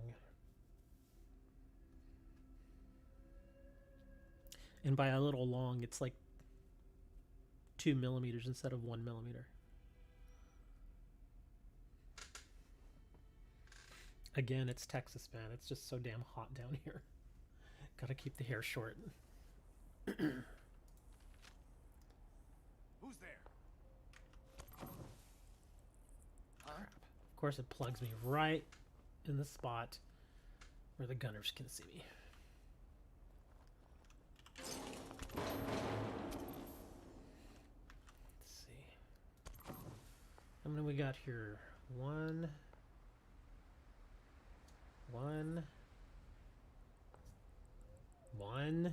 Oh, two. I only see two. There's definitely more than two in there.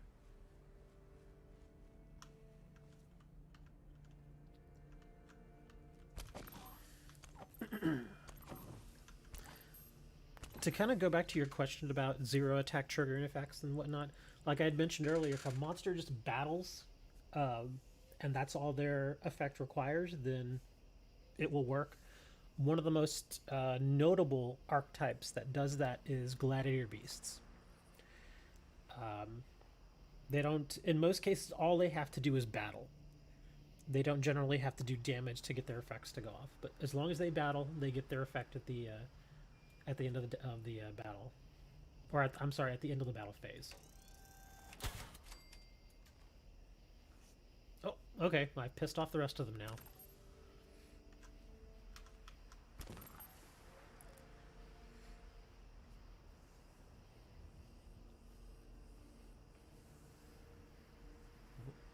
that guy's making his way to me. I may get swarmed. Come out wherever you are. Come on. Oh, there they are. Please don't look at me. Please don't see me. Gone now. I'm hungry. Humans. Stringy. Bony. But tasty. Better than Brahmin. Stringy, bony, but tasty. Better than a Brahmin.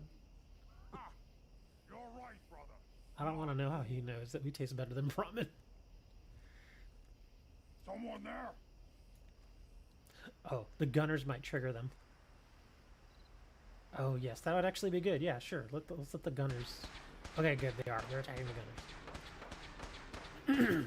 Okay, you guys have a battle, and I'm just going to hang out back here.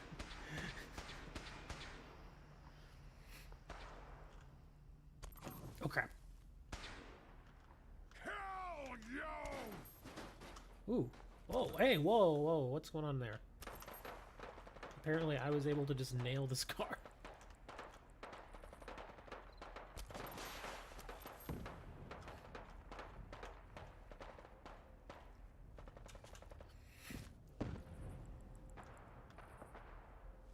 Okay, yeah, they're shooting back at the gunners. My target is right over there. I'll mark them so I can see them pop up.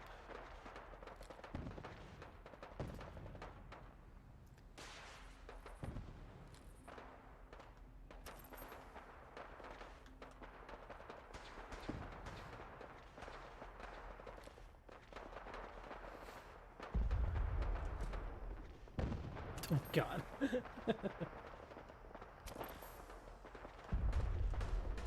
just blowing the crap out of each other. I think all of them went over there. I don't think there are any others still left behind.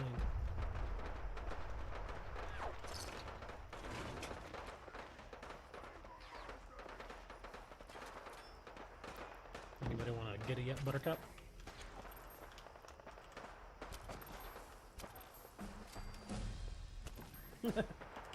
I love how I'm getting all the experience from those kills.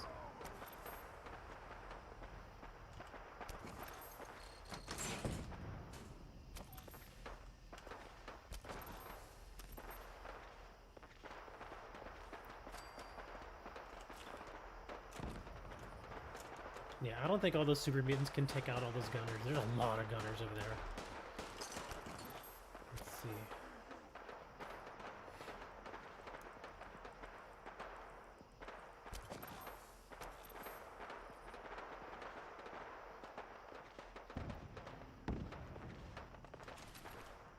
Okay, so one of them is still here on the roof. Oh, I just killed him.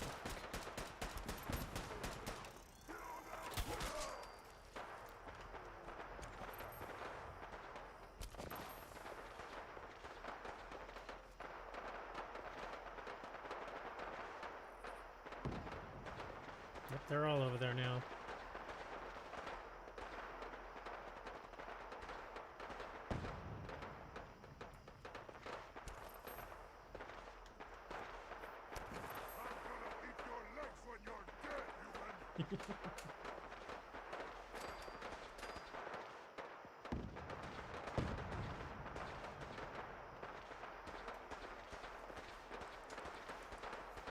Kinda want to just send a nuke over there.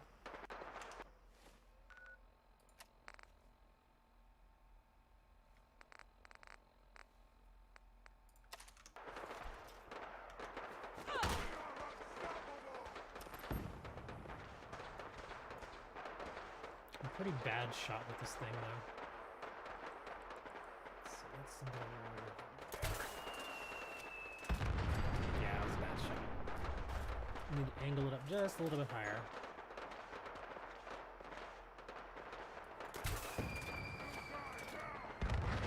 There we go, that was a good shot.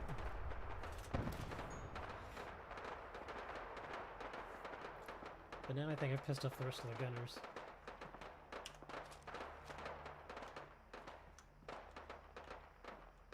Somebody's leg.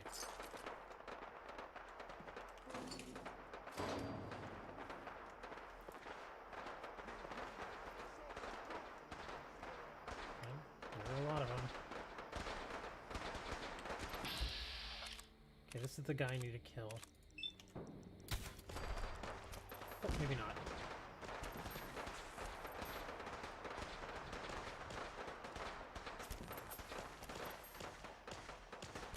Grad card alloy metal right arm.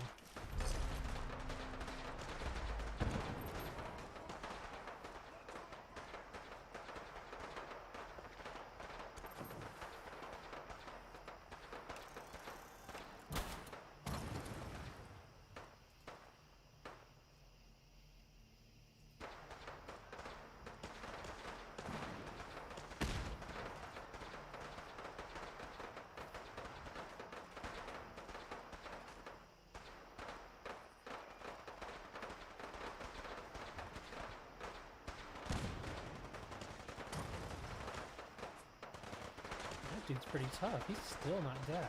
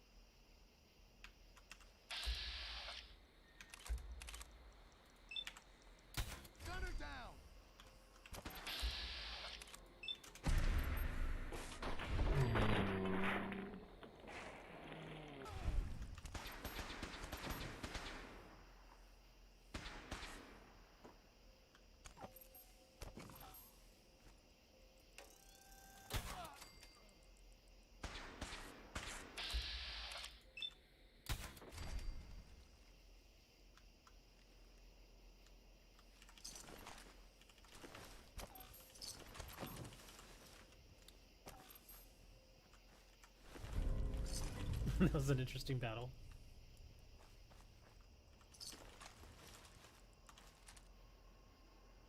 What an OP tree. Well, the thing is, they never really saw me. Because you'll notice that when I was squatting down like that, like watch. See how I turn invisible when I squat down like that? Basically, if they're a certain distance from me, whenever I squat down like that, I pretty much become invisible to them. They can still sense me, and if I move around a little, they can probably still hear me.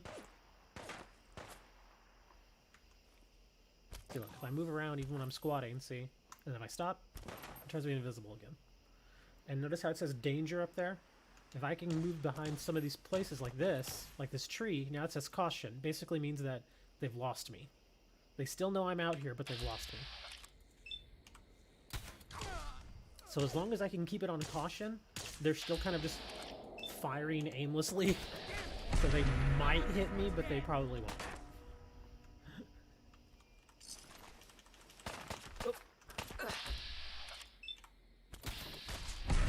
And I'm actually using VATS a whole lot right now.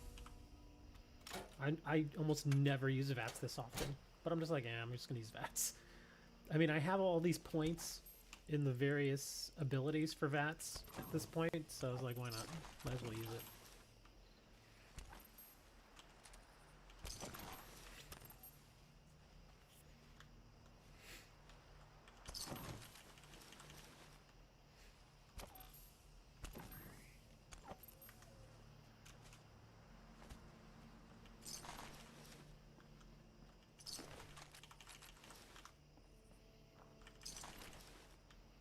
These super mutants actually did a really good job out here. Cleared out a lot of these guys. Oh, we got a legendary over there.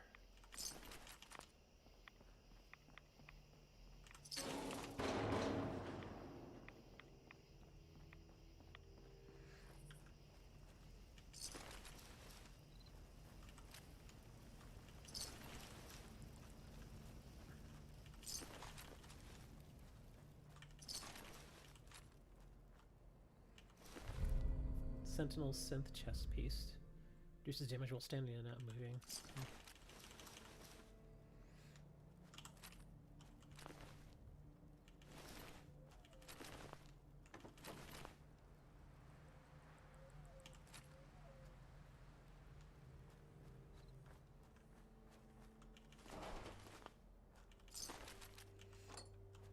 This is why I'm always overloaded. You can get into one battle like this and you're just... you've got so much crap to carry around. I mean, you don't have to loot all this stuff, but I always feel like I need to. Because otherwise, there's going to come a point where I really need something, like glue or, I don't know, leather, whatever. And I'm like, dang, I should have been looting all those bodies.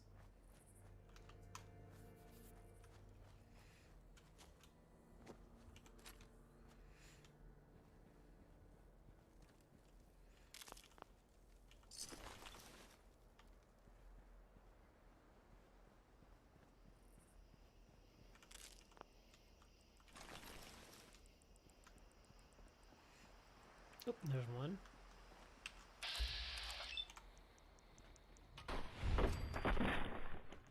Of course, when you first start out, VATS is not very good. Like, when you're like level 3, VATS is terrible. The only reason I would even use VATS at level 3 is if I'm desperately trying to kill a friggin' mosquito.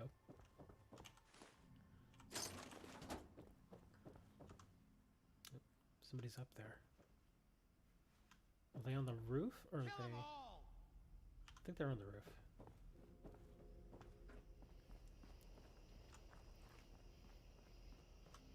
Yep, they're there. Ooh, right in the face. He just stood there. Slide down, dude. Come on.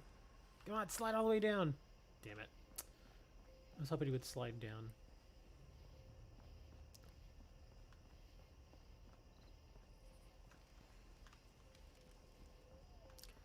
That might be... well, no. I was gonna say there's probably more over here. Yep, sure enough.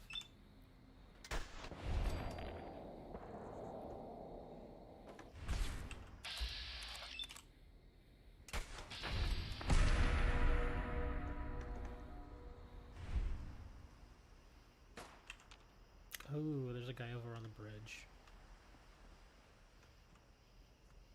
There's a whole bunch of them on the bridge.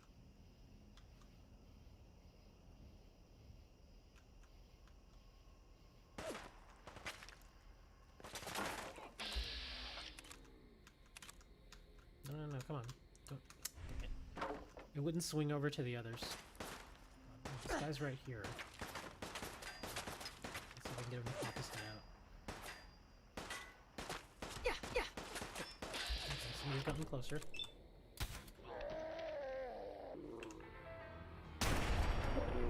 Ooh. Mysterious stranger popped out. About time.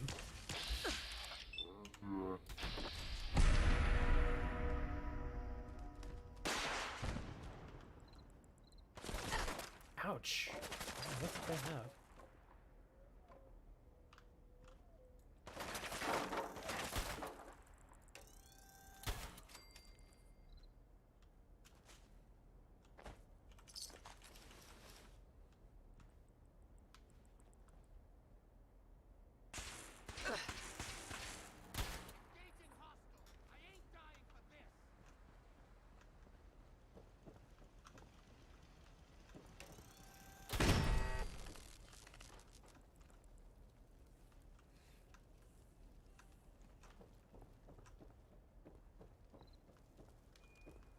should be able to get up on the bridge here.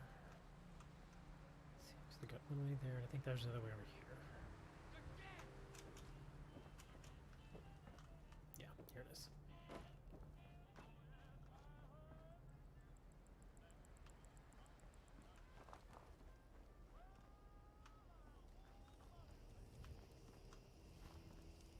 Ooh, somebody left their power armor here. With a core. No, it's mine now.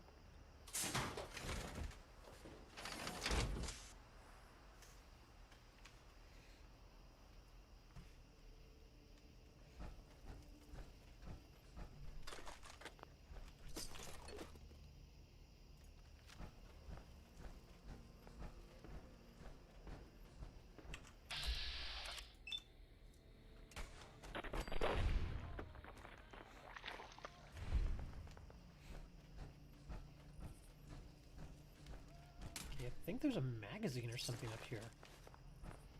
Because it's flagged something for me. Let me see, what is this? Wow, it is a magazine. Guns and bullets. Permanently 5% critical damage. And we got some vodka. We'll save that for Comrade, because we know he loves vodka. What is that? Oh, I see, there he is. They're in there. Oh god!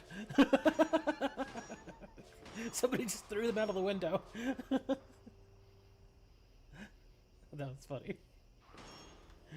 Let us join them. Yeah! It's the one upside of power armor. You can jump from pretty much any height and survive.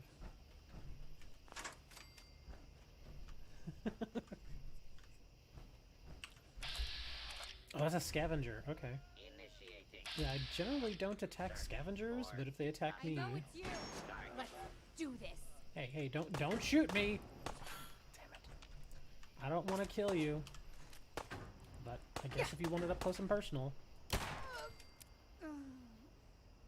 Yeah, power armor lets you leap from very high up. See, normally I would have taken a ton of damage and probably broke both my legs. But power armor's like, nah. That's the one upside. I don't generally like using power armor, but, you know, it was there, so I took it. This poor scavenger got thrown out. Ooh, somebody lit this guy on fire. Scanners. Oh, crap. Alert level elevated. Oh my god, look at this thing.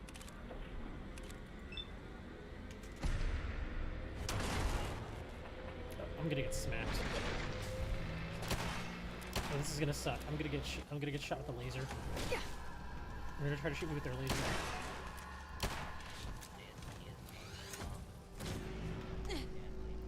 There you go. That's an OP tree.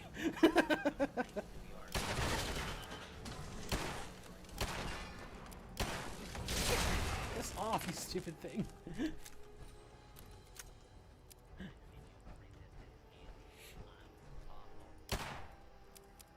Protection column. Okay, these things have a little more health. So we're gonna have to use some better firepower. And yes, I can make robots with skulls and stuff too, I just don't. They're actually a bit scary. Oh my god, he got a skull. Damaged and destroyed power armor. Oh, never mind. That tells you how often I wear power armor. It's just now giving me that little message about destroyed power armor parts. Evade, capture, beginning pursuit. So they're just a bunch of scavengers. But I guess these robots were like Do that. not make any further escape.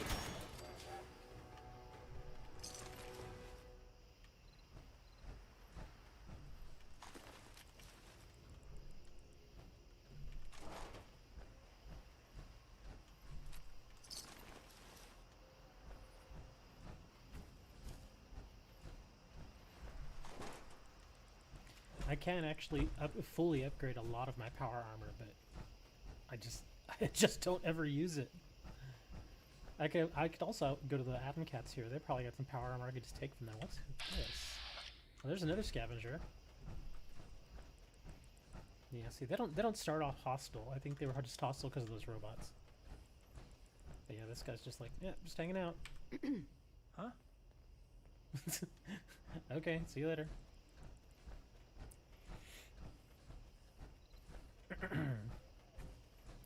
But yeah, the Atom Cats are pretty neat. They got their flamin' power armor.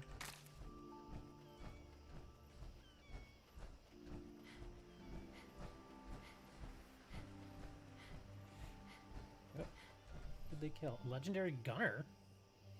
Okay. I guess maybe he didn't despawn? Yeah, these didn't despawn from that time that I helped them. Huh. Well, there's Peepers. Aww. Poor Peepers. Rowdy. That's one thing I guess I could do. I could go upgrade all my power armor. Well, here, let's take this power armor back to... Because I've already completed the quest. Let's take it back to Sunshine Tidings. We're still waiting to get more followers or whatever.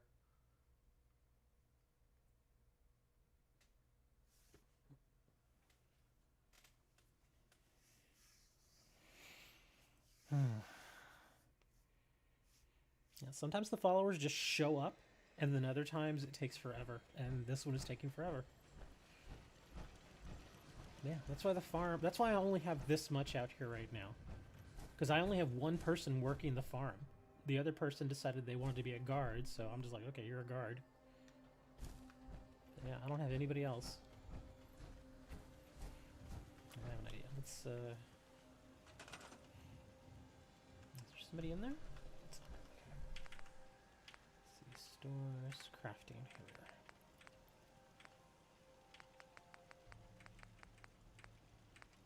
Alright.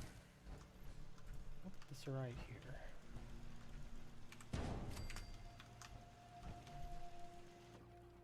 Oops, oops, didn't mean to do that. No, go away. I accidentally grabbed the entire building. Okay, yeah, that's not what I wanted to do. Here, we're gonna do this. Get her to hop out. And now we should be able to craft some stuff here. Oh, there's 60 bees, so they already have small upgrades. Let's see, so there's a helmet. Oh, this is the stuff that I probably have in my... Yeah, I probably have these in my bags. Okay, that makes sense. Yeah, because there's the T45 stuff. So T60s, BOS T60s. Those are actually better. So we're going to go and equip that if we can, I think. I do so little with power armor, I'm trying to remember how to do it all. So this is all T45. Oh, I think I know what to do. I think I know what to do. Let's see, repair. Okay. Yeah, some of these are broken completely. Okay, I think I remember how to do this. Okay, so transfer. We're gonna leave the core in there, but we'll take the T45s off, and I'll put in Brotherhood of Steel T60s. So we'll do. Come on. Why isn't it going?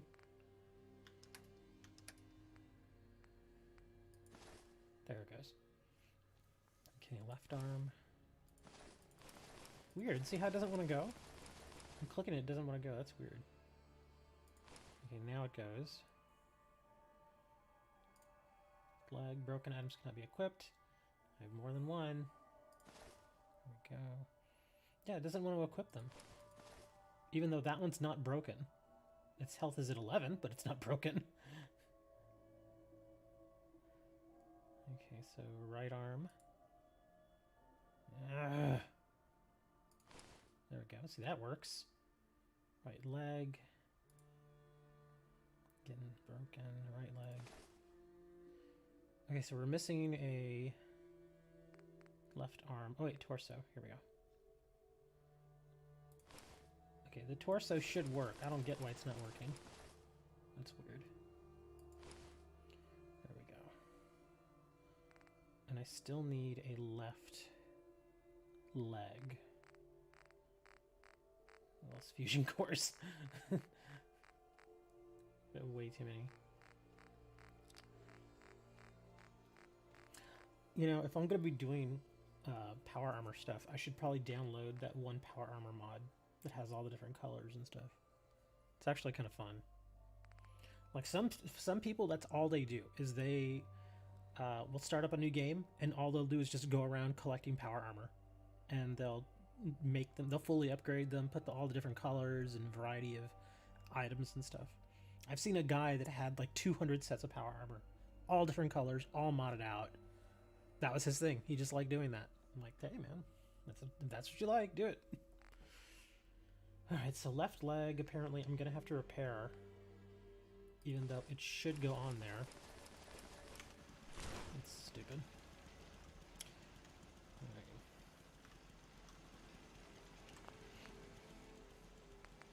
Okay, so the leg.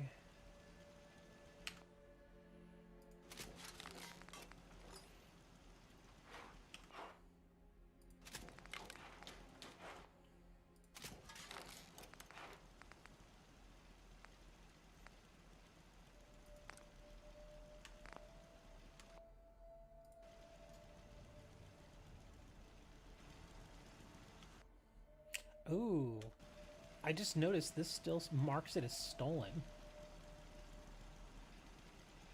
That's odd. It shouldn't be doing that, but it is. Okay.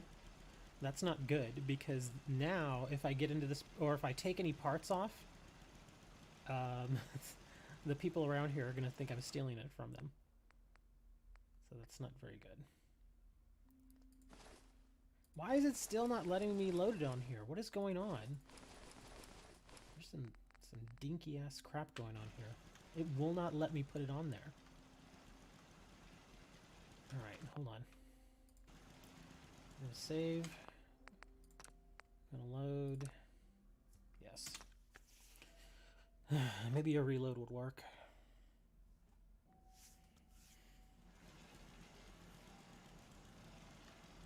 Alright, take two. Nope. Still will not work. I don't get it. Torso, right leg, right arm, left arm, helmet. But it will not let me put the leg on. That's so stupid. It's really, really stupid.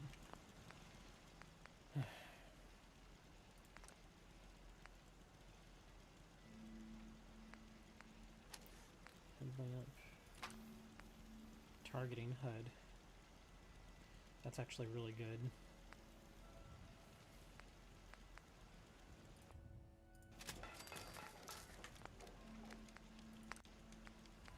Hot rod flames. Vault tech painting. Explosive shielding. Increases armor health. Explosive shielding. Interest coating.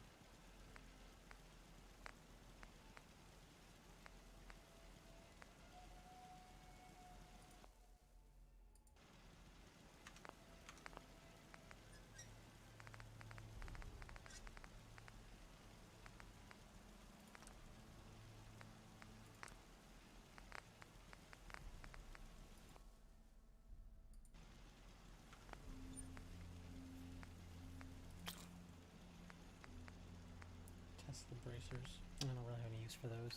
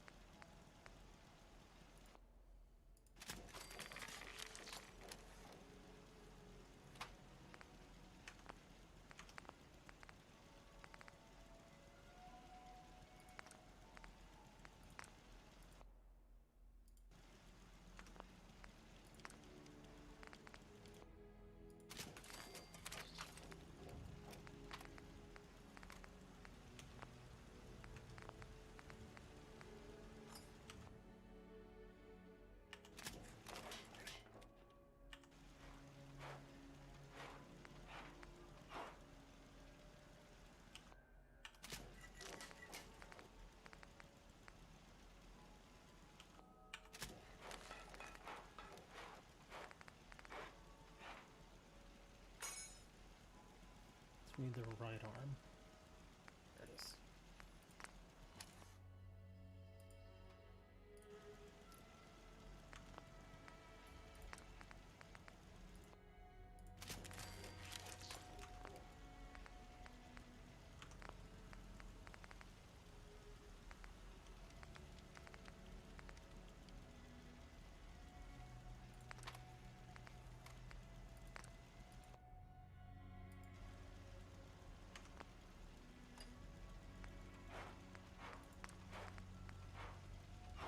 Shocks, explosive vent, overdrive servos.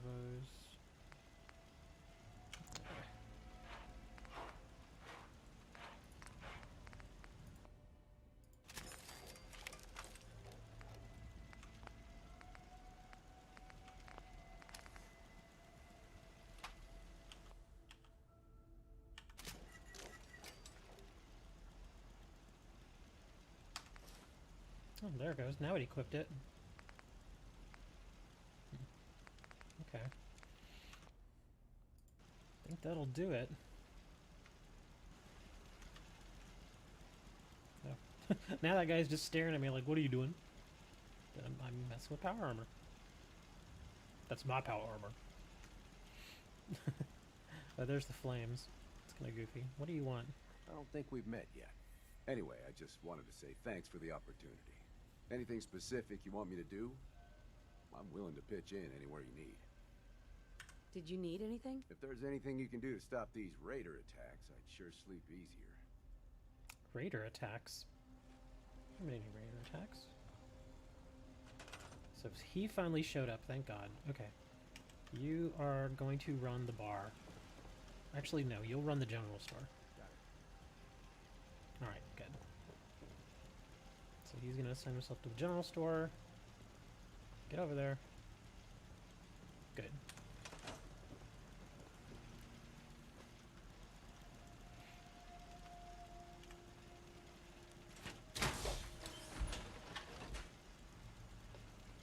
Yeah, he might get pissed at me here. Okay, good. He didn't. He didn't see me. But yeah, that's weird. It's still marking it as stolen. It shouldn't do that. Once I've had it for a while, it should basically be mine.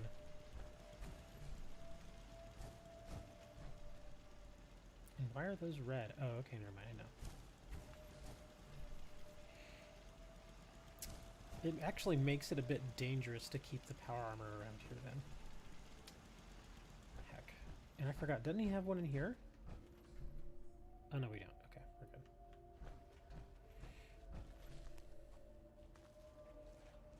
Okay, so we have 3 humans, 2 robots roaming around somewhere.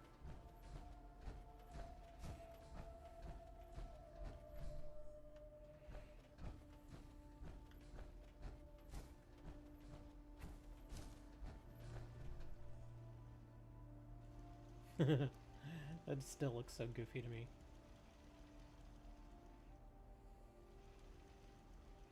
The red's nice.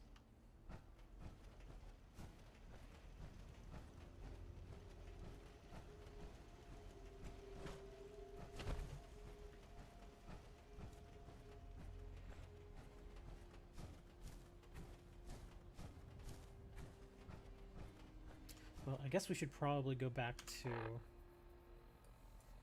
I also don't like the map. I don't like this yellow. Let's go back to Nuka World. Go talk to that woman.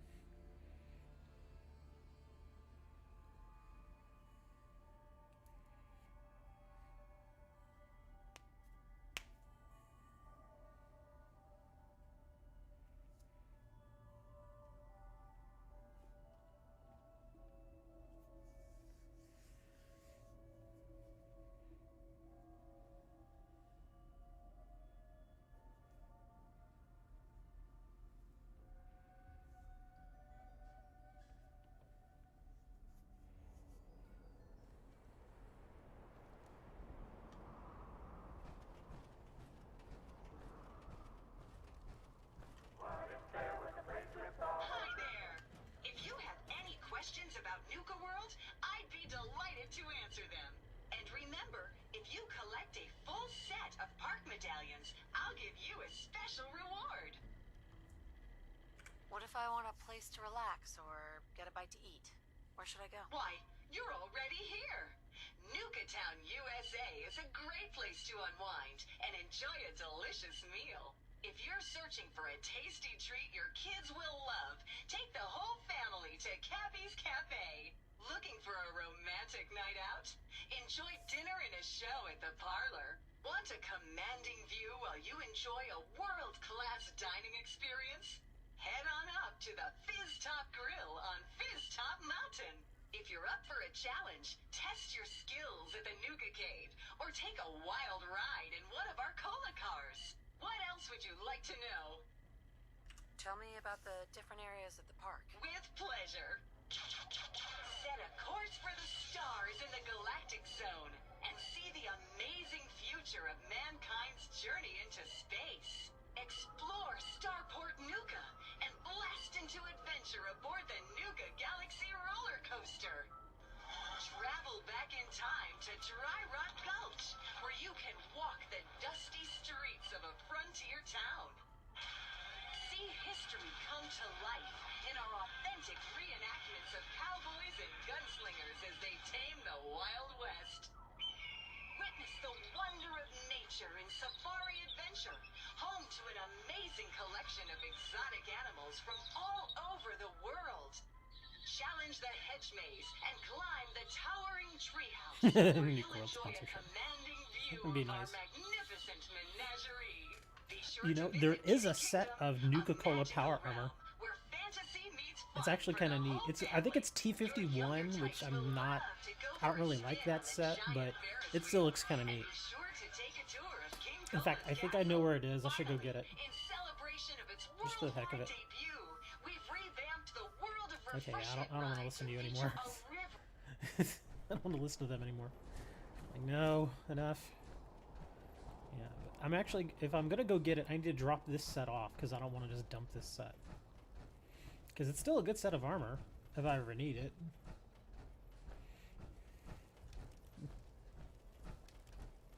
Ought to be handing Nuka World over to the operators, boss. Place could use some folks with style. Mags and William are strict as far as Bob.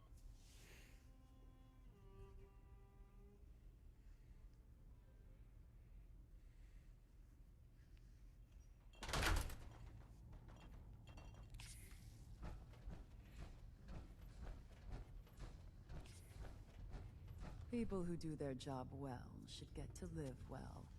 And no gang does their job better than us. Yeah.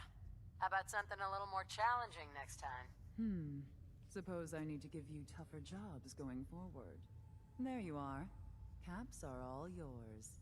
You know, boss, there is another task I think might pique your interest.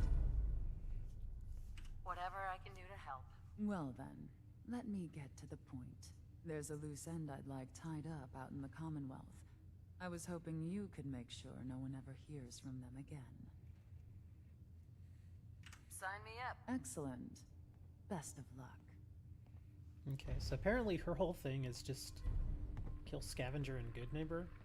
Oh, that's gonna actually be kind of tough. I'm gonna have to do that very Should quietly. be a couple odd jobs available if you want to get your hands dirty. Talk to Mags. Was a bet gonna Yeah, see killing who could anybody in down Good the Neighbor is Muni for the always longest tricky. distance.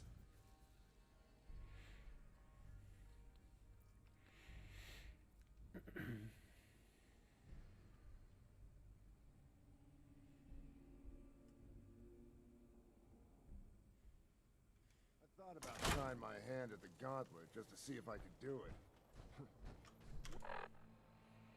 Let's see, where's my... There we go, Fist Top Grill. We're gonna go over there real quick, and we're gonna drop off this armor.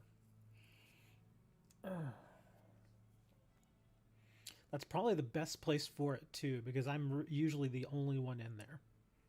Except for Gage, he's probably not in there right now. Yeah, see, I can pretty much just put it anywhere.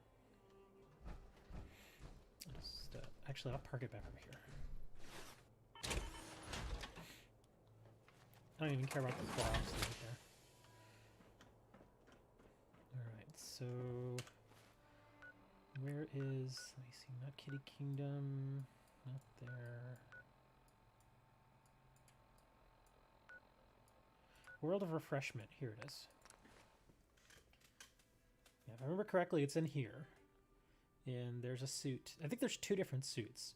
One of them is red, which is in a different location, I think. I think the one I'm going after right now, I want to say is blue? I think, I don't remember. Maybe not blue, maybe it's a different color. Maybe it's like a yellow or something. But let's see, where did it put me? Enter. Okay, here we go. Guide maps for our hedge maze are available for confused visitors at the Safari Adventure Park office for only $35. For only $35 if you're confused. That's wrong. Okay, I'm trying to remember how to get in here now. Because I know there's a way. I think it's right over here, right? Yeah, here we go. And there's a lot of frickin' Mirelurks in here. Yeah, for $35. Remember, this Nuka World was built in 2077. So $35 is probably not that much then. But then again, if you've ever been to a place like Disney World, you know that sounds about right.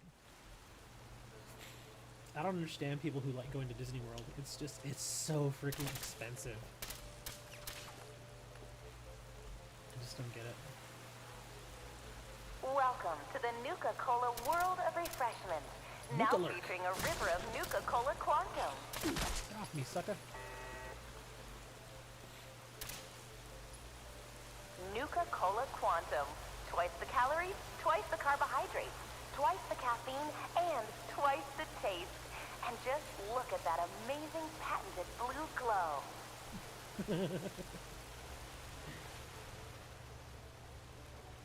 So sit back and enjoy the ride as we, in the year 2042, when our founder, John Caleb Bradburton, was a budding chemist.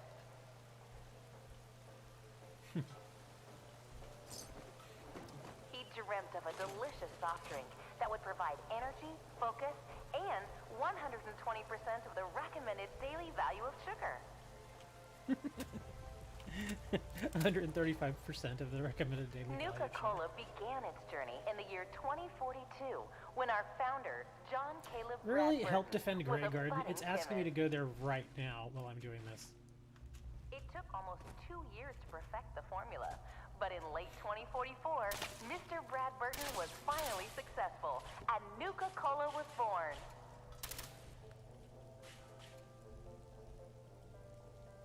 It quickly surpassed other lesser beverages to become America's #1 favorite soft Okay, drink. let's do the cola.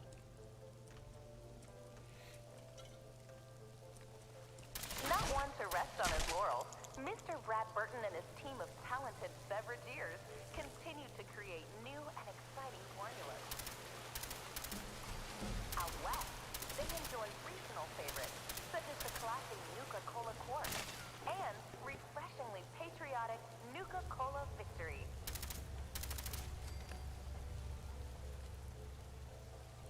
Or for those that prefer a timeless root-based beverage, they pick up a delicious I'm taking her outfit. That looks Nuka-Cola neat. Wild.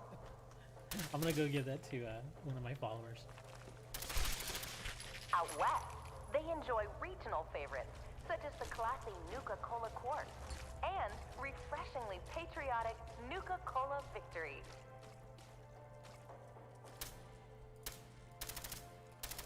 Or for those that prefer a timeless root-based beverage, they pick up a delicious Nuka-Cola Wild.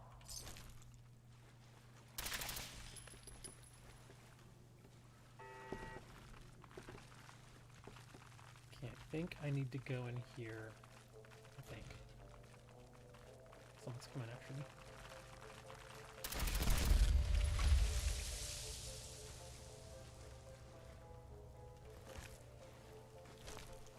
I think I can go in this. This is a circle, While isn't it? out here on the East Coast, folks delight in refreshment of an ice-cold Nuka grape, Nuka orange, or Nuka cherry. Ooh, I pissed off a whole bunch of people. Where are they? And be on the lookout for our special pre-release shipments of Nuka-Cola Quantum, coming soon to your favorite grocer or restaurant. Ooh, an Assaultron. While Where'd that out thing here come on the from? East Coast, folks delight in the refreshment of an ice-cold Nuka grape, Nuka orange, or Nuka cherry.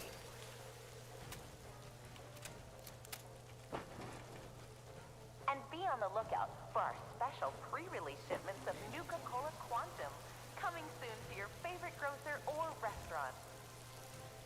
I'm still upset that I couldn't get a bottle of Nuka-Cola Quantum. While out here on the And I'm not East paying Coast, $100 for folks them. delight in the refreshment of an ice-cold... Hey, Mom and Dad, are you ready for a night out on the town? Then pick up an ice-cold Nuka-Cola Dark and experience the most thirst-quenching way to unwind.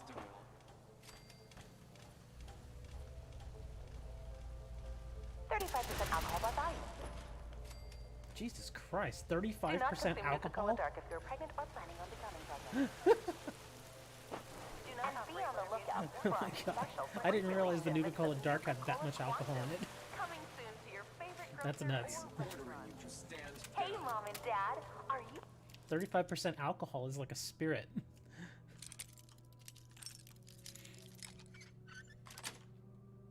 ready for a night out on the town? Then pick up an ice-cold Nuka-Cola Dark and experience...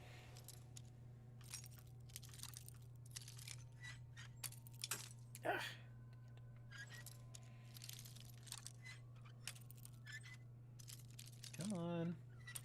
Just open, damn it. The dreams of a delicious cocktail that would provide energy, Oh, focus, this is where I and was. 120% of the recommended daily value Oh, crap. of sugar.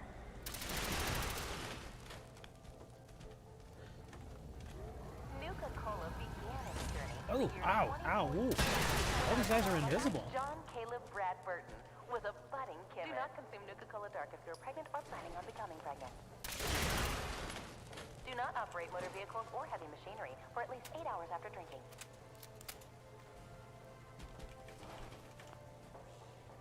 Hey, Mom and Dad, are you ready for a night out on the town? Then pick up an ice-cold Nuka-Cola Dark Bottling plant and staff experience terminal. the most Ride display scripts. Staff memos. Automated till further notice. Stick to the script. No more pranks.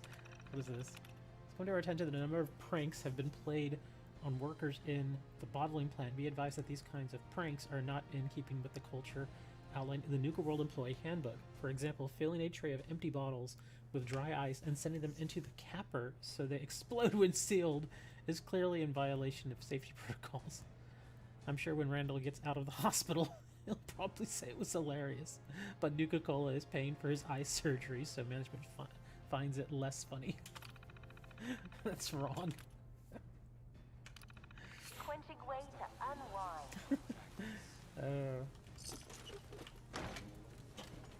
He dreamt of a delicious soft drink that would provide energy, focus, and 120%. Ooh, a whole roll of tickets. While out here on 900 tickets added. folks delight in the refreshment of an ice-cold Nuka grape. Poor Randall, he's missing an eye now. Oh, crap. They enjoy regional favorites, such as the classy Nuka-Cola Quartz and refreshingly patriotic Nuka-Cola Victory.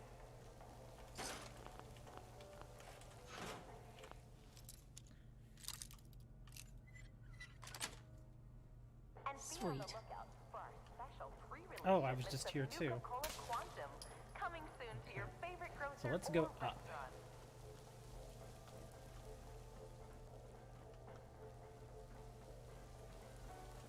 Or for those that prefer a timeless Never fruit-based tricked beverage, Nuka-Cola. they pick up a delicious Nuka-Cola Wild. It took almost 2 Okay. years to perfect the formula, but in late 2044, Mr. Brad Burton was finally Huh. successful, and Nuka-Cola was born. That's the thing about this place. You can get a little turned around in here. It quickly surpassed other lesser beverages to become America's I haven't looted anywhere.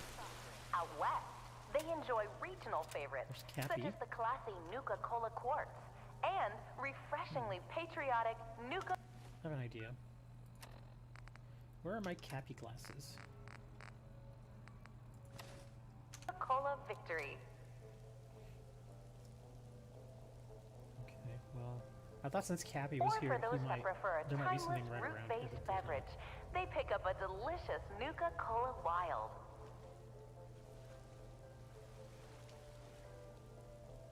Out west. Let me put my helmet back on now. If I can find it. What was the name of my helmet? Oh yeah, Mark something. Mark II, there it is. They enjoy regional favorites, such as the classy Nuka Cola Quartz and refreshingly patriotic Nuka Cola Victory. Okay, it's just here. While out Oh, here come on, baby. folks delight in Let's do the refreshment of twist. an ice-cold Nuka grape, Come on, Nuka Orange, baby. or Nuka Let's do Cherry. the twist. And be on the lookout for our special pre-release shipments of Nuka Cola Quantum. It was just coming here. soon to your favorite There it 37% is. alcohol by volume. There's the red one. But Okay, this yeah, I isn't gotta find a way to just open ride. this. It's one of several operational factories actively producing Nuka Cola. Do not operate motor So vehicles we or found the power armor. Now I just gotta remember how to open the damn thing. Here in the mixing area, we combine just a hint of 17 select fruit flavors. Here in the bottling chamber, we carefully pour each delicious liquid into our new space-age rocket bottles. Corporal Downey.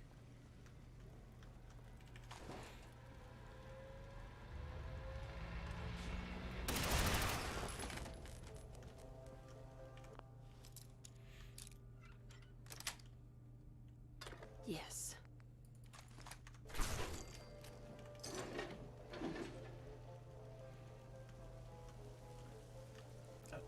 Oh, there's a Welcome door. to the Nuka Cola Oh, I was World already of in here, wasn't I? Refreshment. Maybe not. Now featuring a river of Nuka Cola Quantum.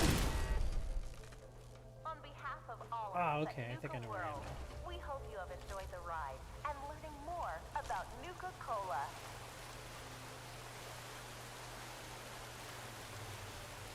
On behalf of all of us at Nuka World, we hope you have enjoyed the ride and learning more about Nuka Cola.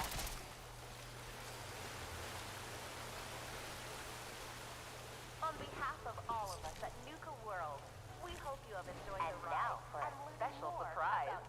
This is where we produce the newest member of our family, Nuka Cola Quantum. Okay, how do I get in there? I need to get in there. On behalf of all of us at Nuka World, we hope you have enjoyed Ooh, the cool. ride and learning more Astronaut about Nuka animatronic. Cola. Take spacesuit. So we're gonna wear a spacesuit here pretty soon. On behalf of all of I can us at figure out where the Nuka hell I World, am. we hope you have enjoyed the ride and learning more about Nuka Cola. Nuka Cola Quantum. Twice the calories, twice the carbohydrates, twice the caffeine, and twice the taste. And just look at that amazing patented blue glow.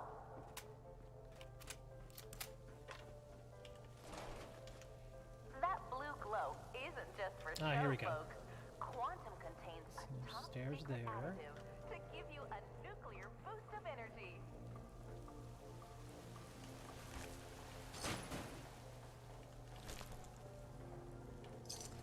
Sergeant Lanier. It's in here.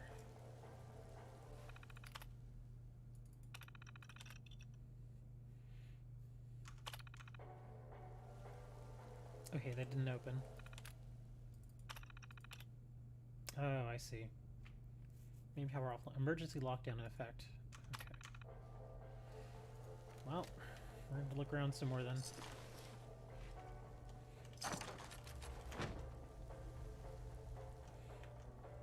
see what we got up here.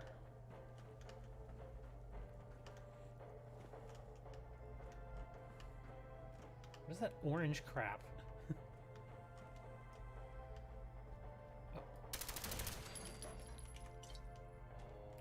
Oh my gosh, look at all the Nuka Cola.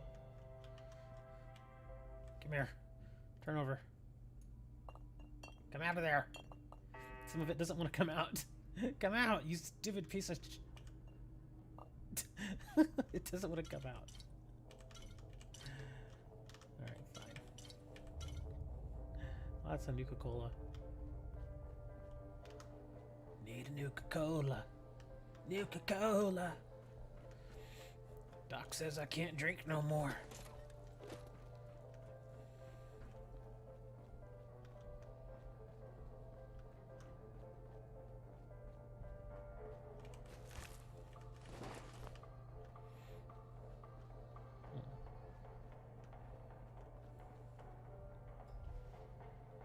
Okay, that leads back out to Nuka World. We don't want to go there.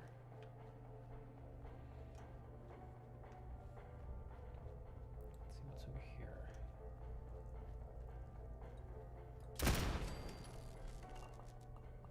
Oh, I hear bottles. Oh my god, look at all this. Oh, so much glass. Nuka-Colas. Nuka-Cherries. Oh my god, get all of it.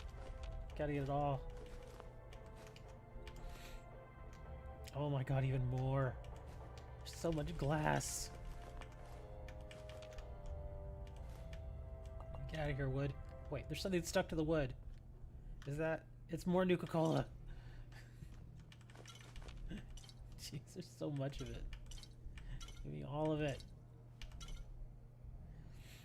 Oh my god, is that a whole thing of... Oh. Give me the Nuka-Cola. I don't even drink these, but just have them. I'm gonna use them to decorate. Any more in here? No? No? Any in here? Nope. What about here? You got any? No? Okay, get out of here. Ah, here we go. Got some more.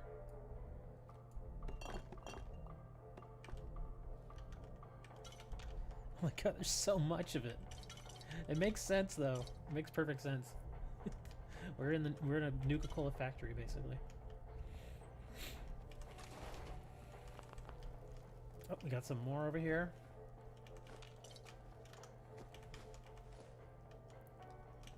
We got some on the floor.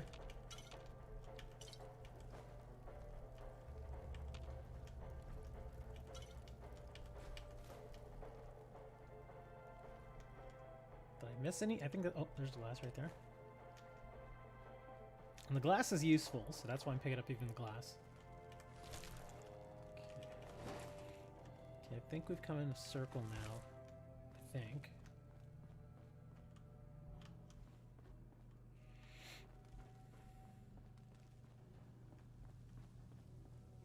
Oh, maybe not. Where are we? Oh, this is another entrance, I think. That's how the Mirelurks got in. I still don't know how to get to that frickin' power armor.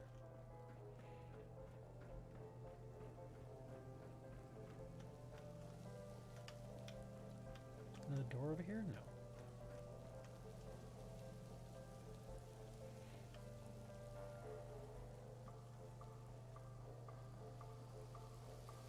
Hey, Mom and Dad, are you ready for a night out on the town?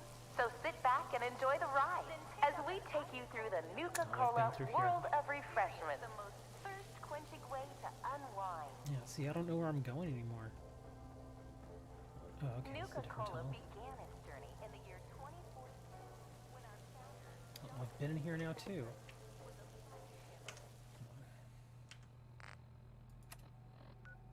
Let's see, local map. Does it actually give me a map of the interior? It does, kinda. It's not the greatest looking map, but it's a map.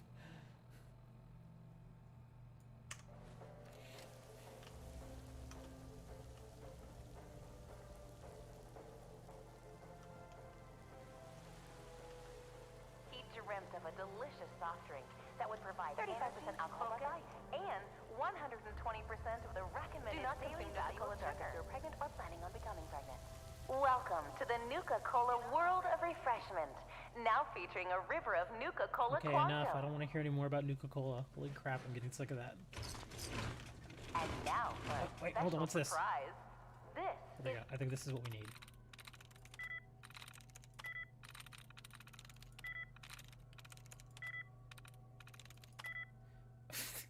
I like how 5 out of 6 and they're not right. produce the newest member 5 out of our 6 words guessed and none of them were right.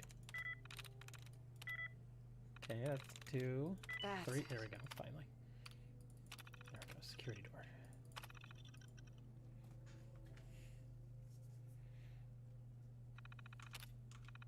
Family, Nuka Okay, Cola that should do it. Quantum. Now, where the hell was that door again? I don't remember where the door was. I think it's over here, right?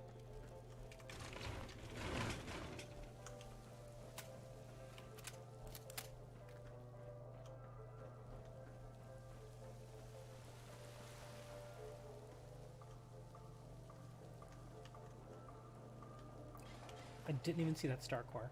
Oh, something's aiming at me. I think it's in here. Yeah, there it is. Laser turrets. Okay.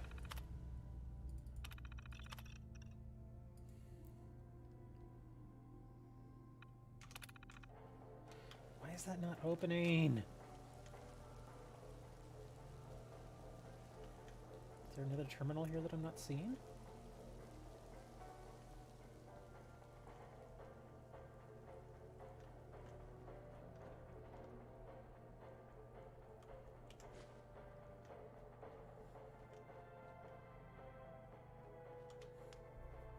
I don't know. Well, I opened a door. I don't know where that door is.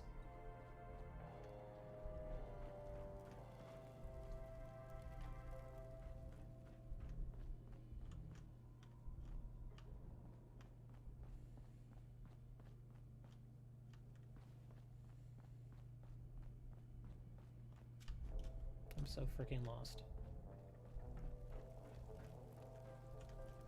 Yeah, I already know this is not the right way, but I'm going this way anyway.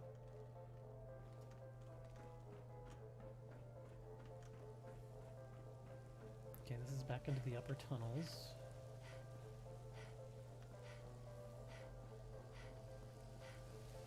Hey, Mom and Dad, are you Okay, ready that's for back a night out on the downstairs. town? Nuka Cola Quantum. Twice the calories, twice the carbohydrates, twice the caffeine, and twice the taste. And just look at that amazing patented blue glow. I did go down here, right? Yeah, I did. Okay, now we're back Each here. bottle is carbonated, and then Oh, here we go. sealed Look, the with door one of our opened. signature Okay, bottle good. caps. Nice. Okay. That works. But this isn't Hooray. just a ride. There it is. Each one of several operational factories actively T51. producing Oh, look at that. They're all Nuka-Cola. F. How nice. T51F.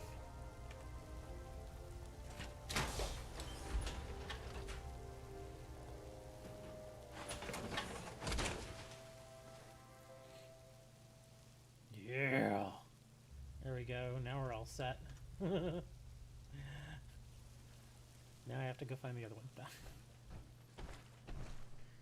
I can probably get out of here now. Here in the mixing area, we combined just a hint 35% alcohol by volume. Select fruit flavors to produce that unique. Do not consume Nuka-Cola Dark if you're pregnant or planning on becoming pregnant. Nuka-Cola begins. Do not operate with a vehicle. Just have to remember how the hell I got in here.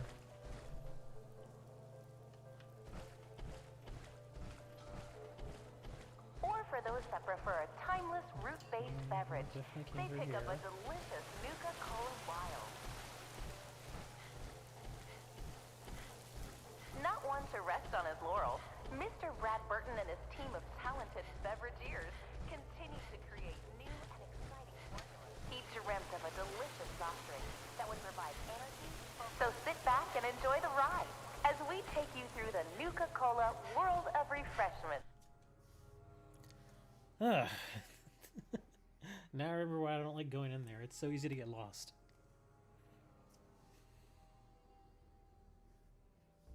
But at least we got the suit. And it's fully upgraded already. That's nice. Attention, please. Today's performance of Capio and Bottlette will begin in approximately 15 minutes.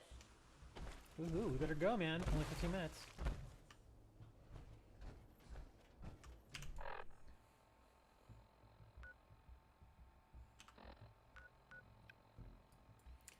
Alright, so we gotta go back to Commonwealth again.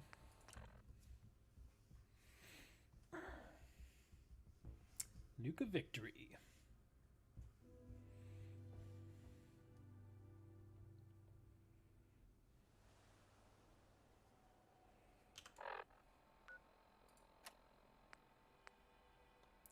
Oh, that's right. Kill the scavenger, good neighbor. Okay.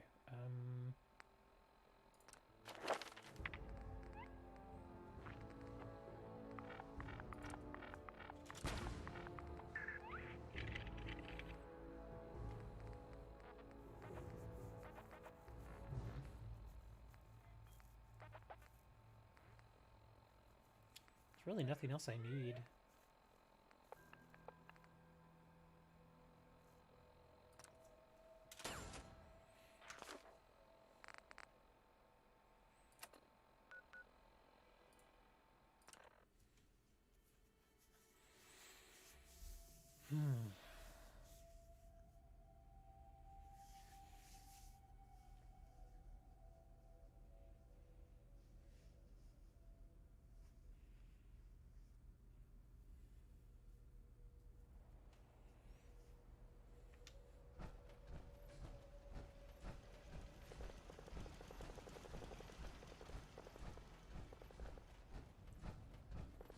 I'm just coming to drop off the armor.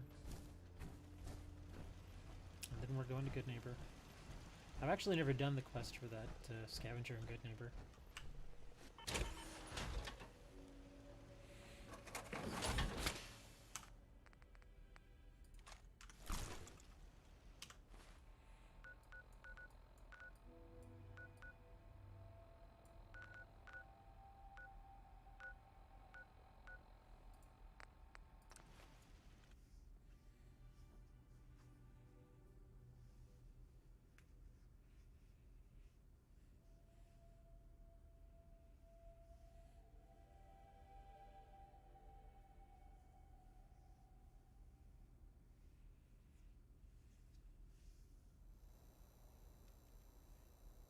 Help defend Grey Garden. Ugh. Screw Grey Garden.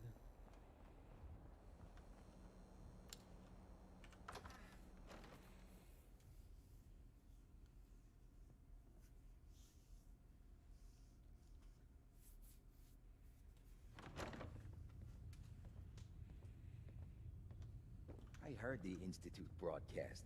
I ain't scared of some underground nerds.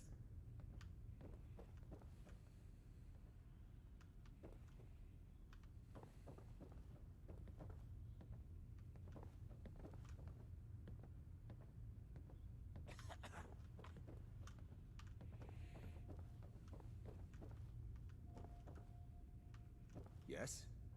Hi. There's something you want? How's it going? Fine. Do I know you? Come with me. There's something you need to see. Okay. Lead the way. Where am I gonna take him?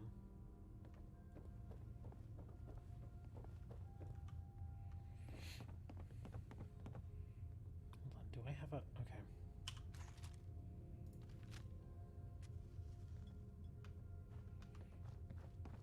Come here, dude. Okay, stand right there. Thank you.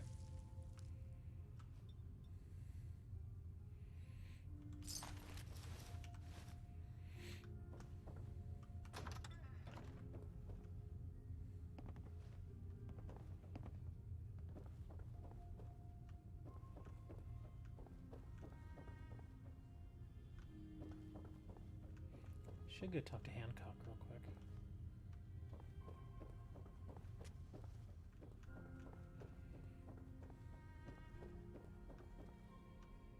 Where is he? Oh, there he is. There's his check. She's got that real tough girl look going for her. You ever tried chess? Sometimes you need to sacrifice a piece to keep the game going. Keep that in mind.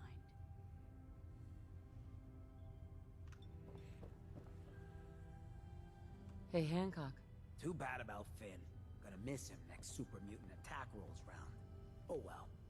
What can I do for our newcomer? What's your story, Hancock? My favorite subject. I came into this town about a decade ago. Had a smooth set of skin back then.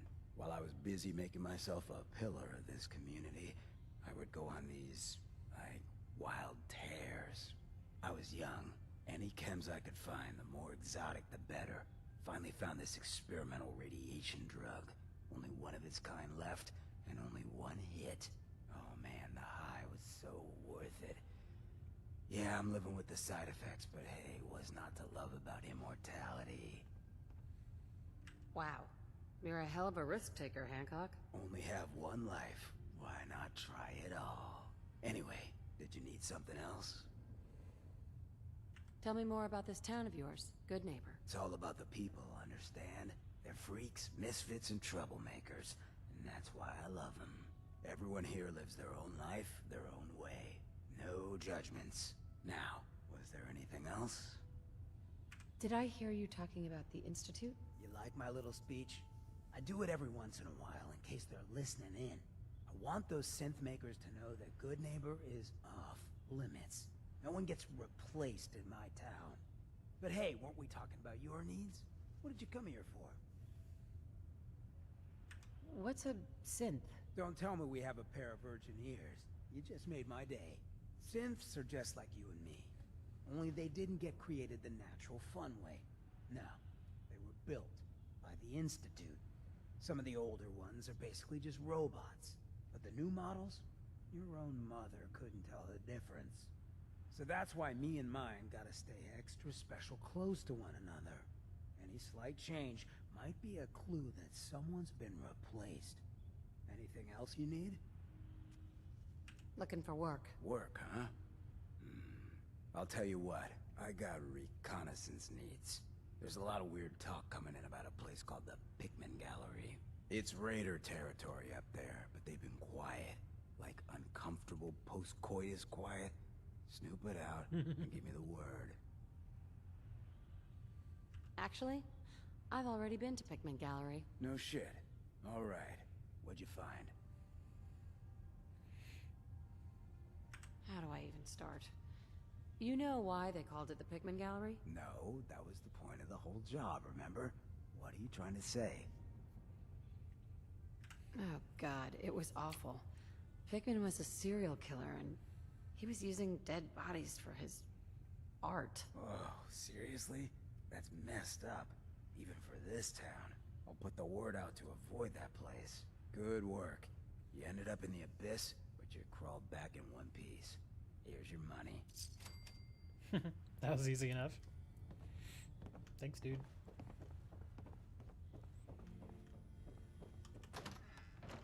What's in here? Heard what you did. Saved that Rex Goodman from the super mutants. Guess not everyone appreciates the Bard. Am I right?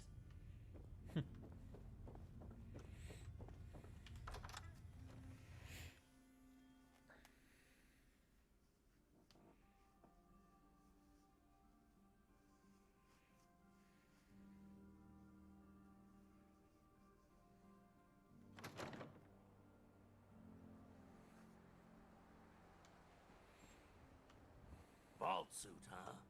Classy. You're lucky the mayor likes outsiders.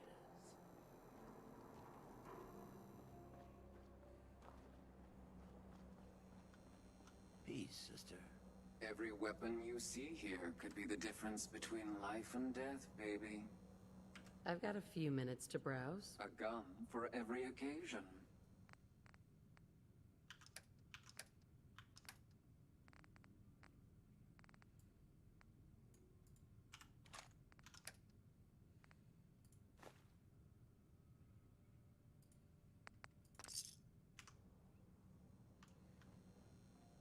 Stay free, sister.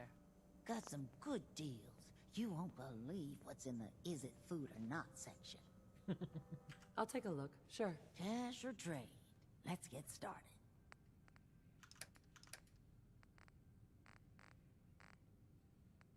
Ooh, adhesive. And crystal.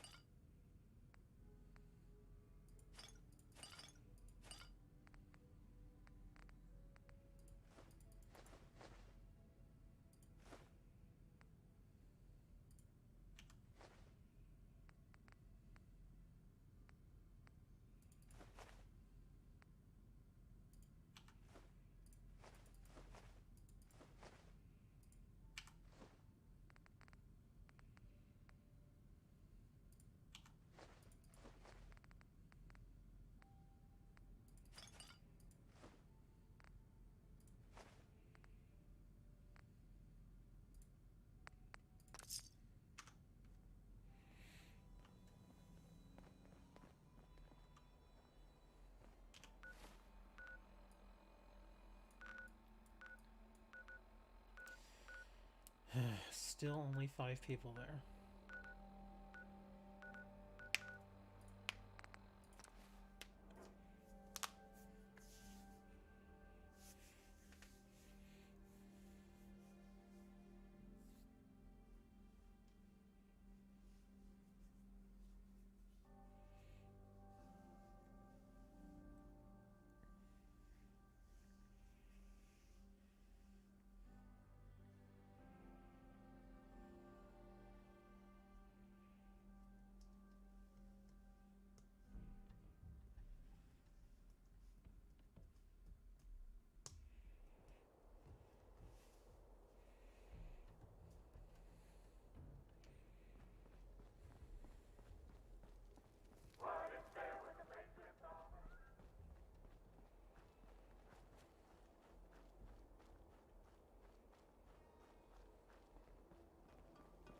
Oh, hey boss. Didn't see you there.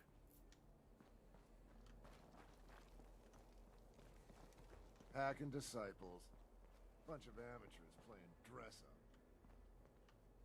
Come on, you know our side has the most fun. Not supposed to hurt the other gangs.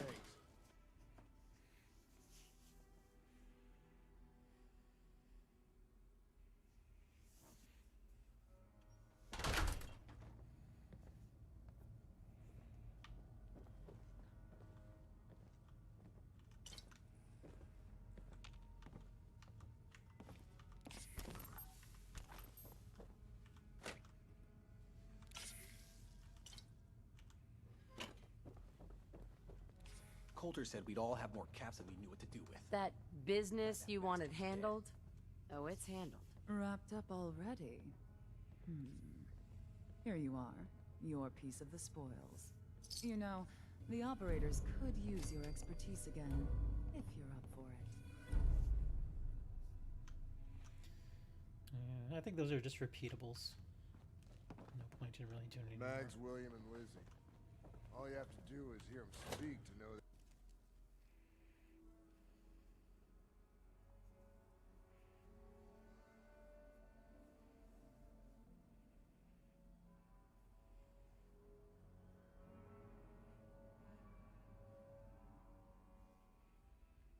What are the other things gonna do with Nuka World? Turn it into a slaughterhouse? Barn? Only makes sense to give us run of the place. Huh? Sorry, boss. Got a job coming up. Just thinking through the steps. Never did get why Coulter brought in 3 gangs to claim Nuka World. I mean, he had us. Don't need the rest. Over, boss? Making trouble? Good.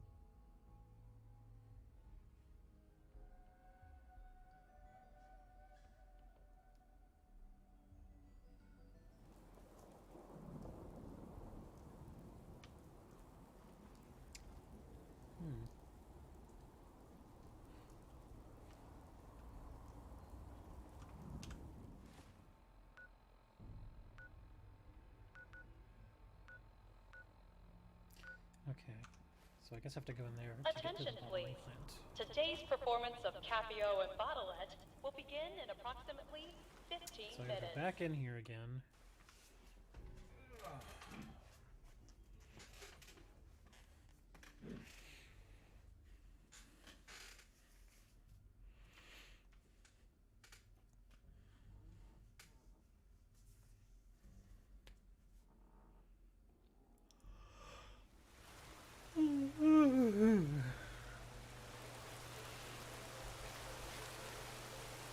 Welcome to the Nuka-Cola World of Refreshment. Now featuring a river of Nuka-Cola Quantum. Its journey in the year 2042, when our founder... Hey, Mom and Dad, are you ready for a night out on the town? While out here on the East Coast, folks delight in the refreshment of an ice-cold Nuka Great, Nuka Orange, or Nuka Cherry. Out west, they enjoy regional favorites, such as the classy Nuka-Cola Quartz, and refreshingly patriotic Nuka-Cola Victory.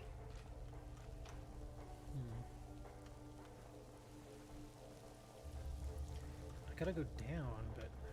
And be on the lookout for a special premium, or for those that prefer a spicy, fruit-based beverage. It took almost 2 years to perfect the formula, but in late 2044, Mr. Brad Burton was...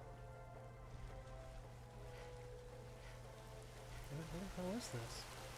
While out here on the East Coast, folks delight in the refreshment of an ice-cold Nuka Great, Nuka Orange, or Nuka Cherry. Out west, they enjoy regional favorites, such as the classy Nuka-Cola Quartz, and refreshingly patriotic Nuka-Cola Victory.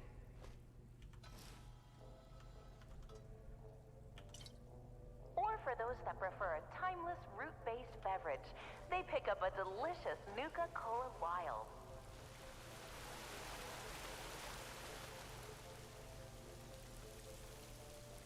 It quickly surpassed other lesser beverages to become America's #1 favorite soft drink.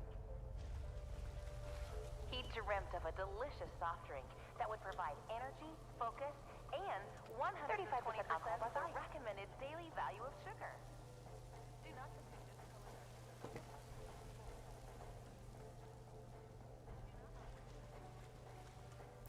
Okay, it keeps taking me to the same place over and over again.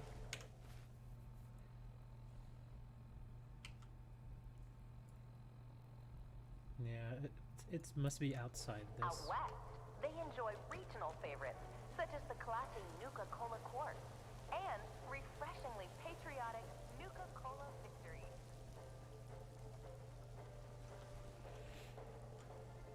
Nuka-Cola began its journey in the year 2042, when our founder, John Caleb Bradford, was a budding chemist.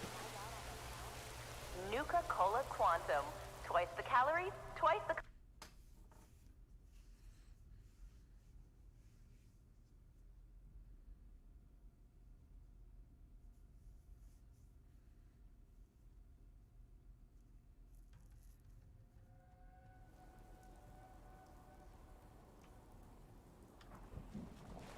Attention guests.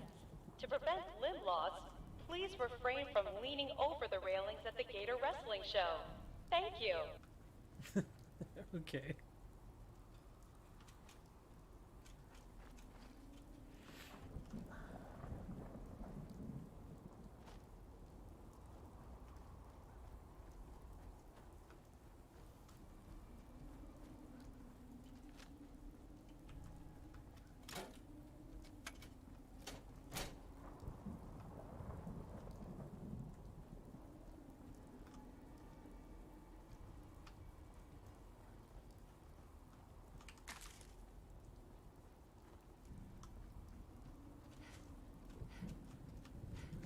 I can't jump over these, can I?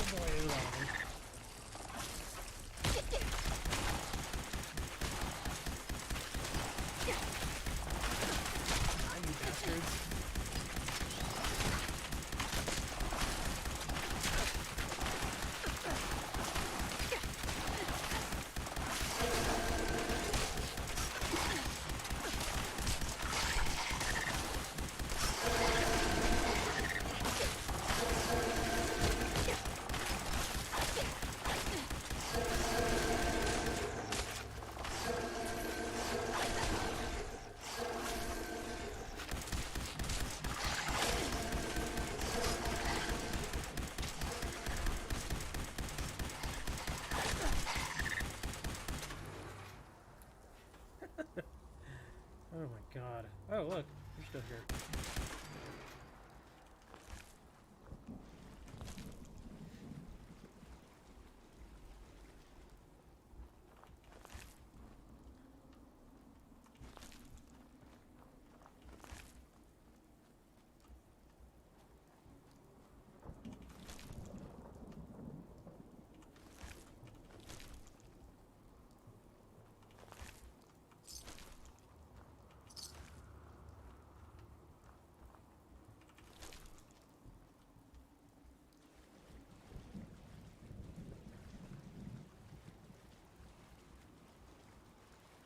Oh crap. There's a queen over there. Let's see, what can I do with the queen?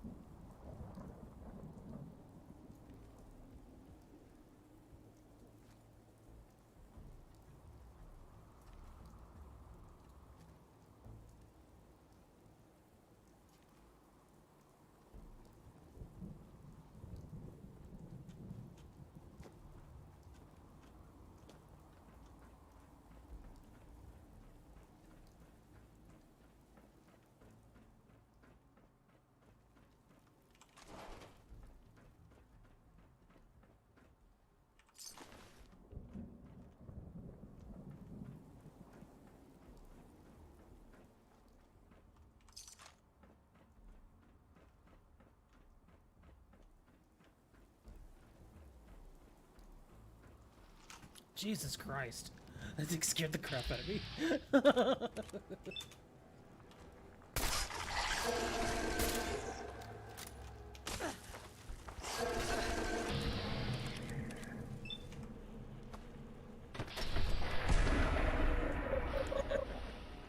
That thing popped out of water. Oh no!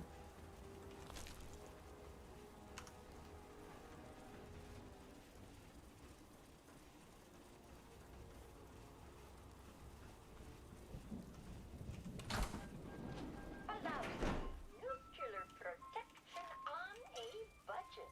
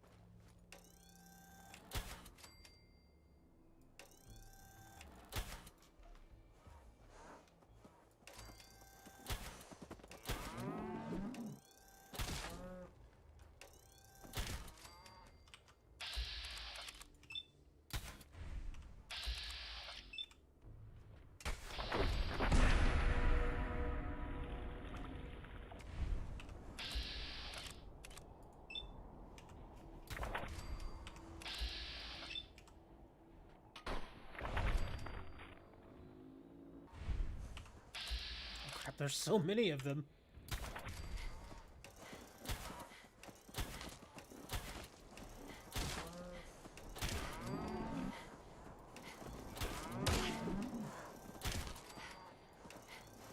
Oh my god, the return to the cows. Get away.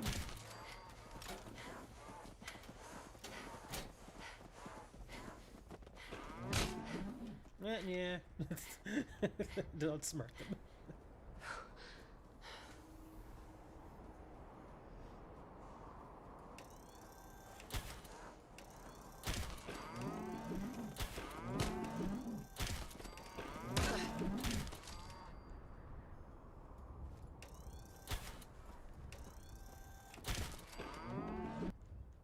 Oh my god, there were so many cows.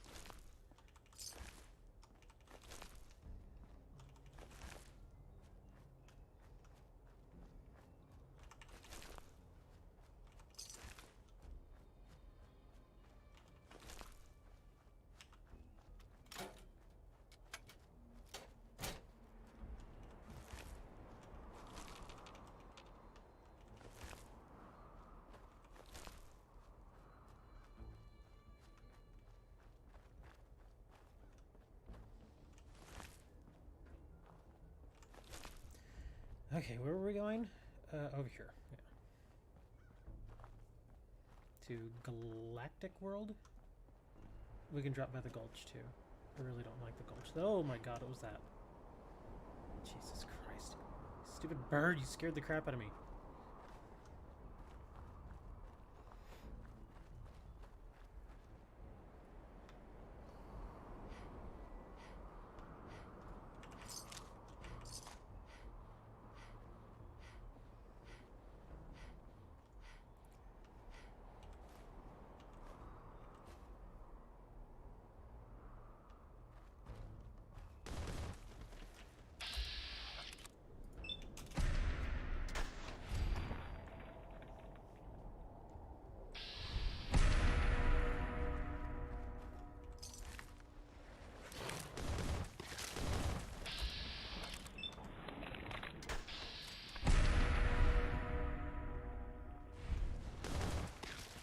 Jesus, there's a ton of these.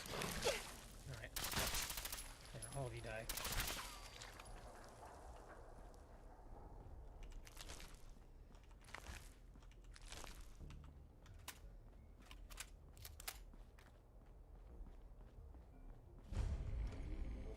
Okay, we'll do this one later. I do not like those frickin' bloodworms.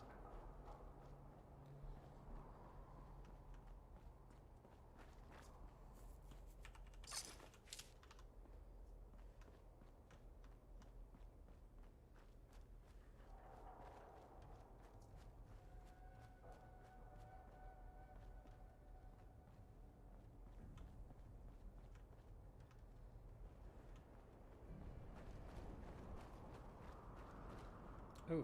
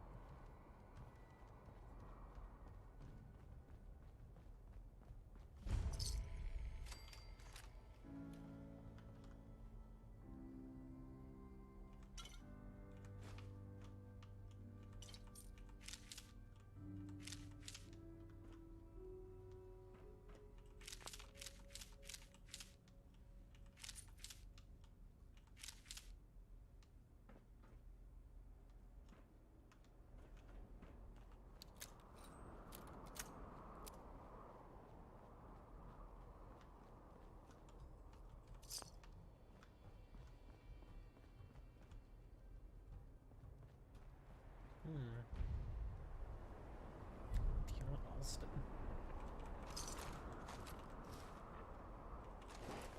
Mr. Frothy.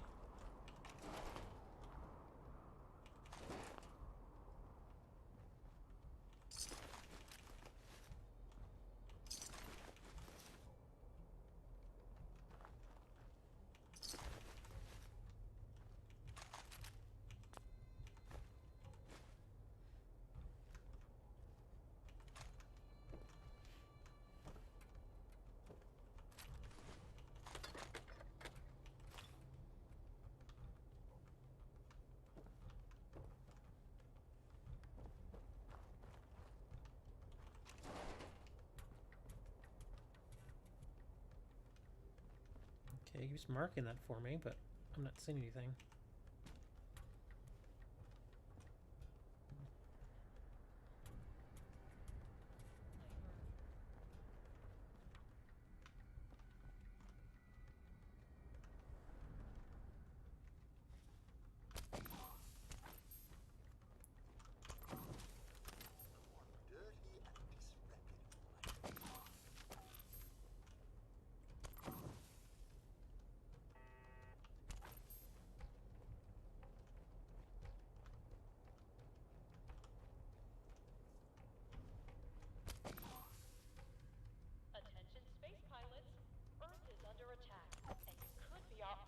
hope for survival.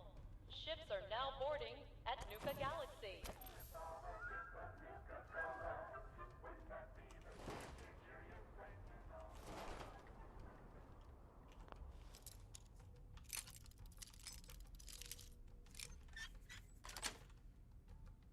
Nice.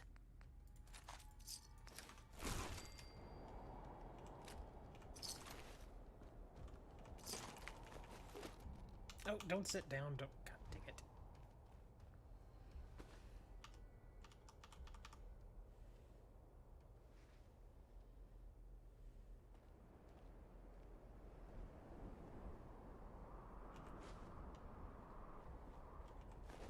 Thirsty? Head over to Doc Phosphate's saloon in Dry Rock Gulch to purchase an ice-cold Nuka-Cola Wild.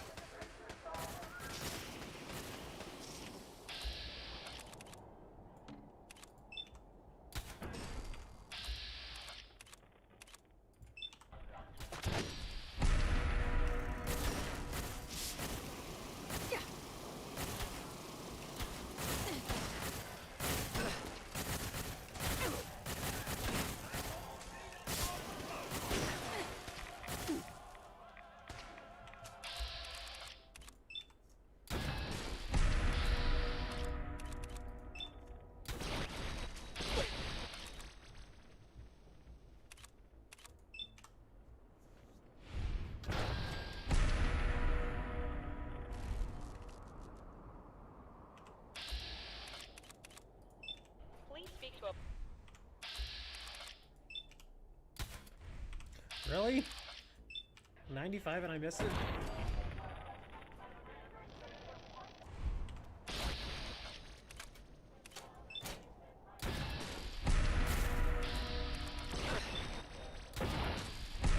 Oh my god, there's so many of them. Okay, all of you die.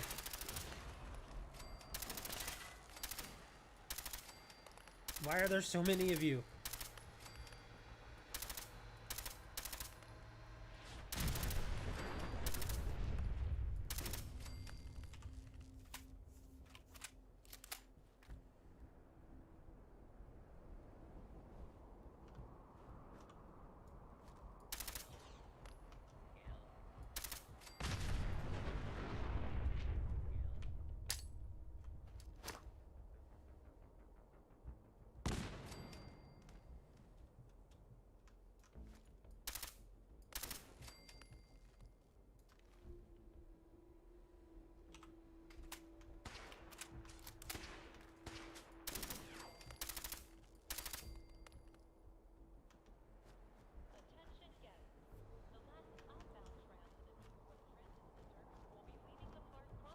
At 11:55 p.m. Thank you.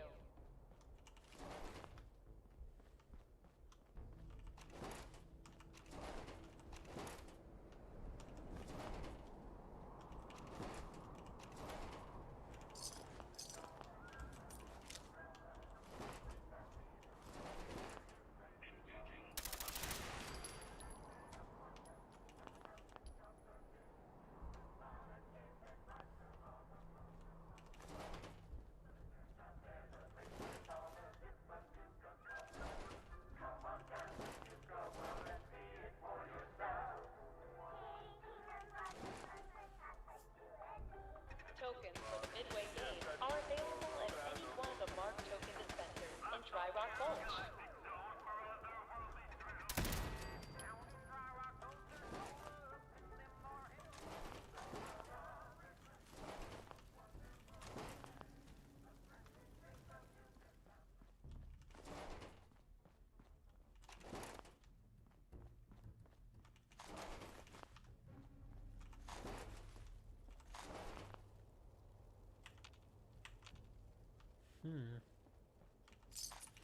Is that all of them? Pretty sure there's... Let me see, there's some guns.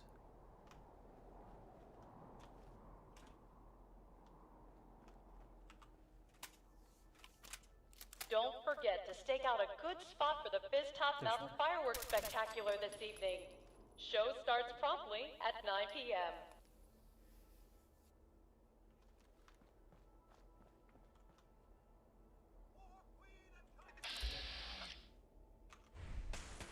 Oh, we got. There's another gun.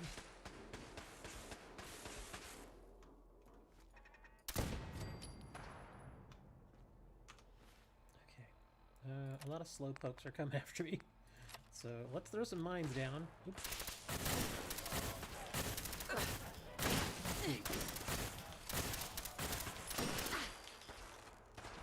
Remember to redeem all your prize tickets at the Nuka-Cade before you head home. Located in Nukatown, USA.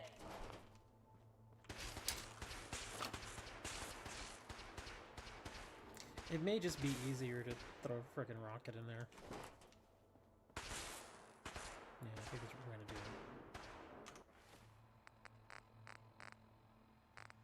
You can also do a fat man. So we'll let them stop shooting for a minute. Tours for Star Control are now full for the day. Please speak to a park concierge for additional information.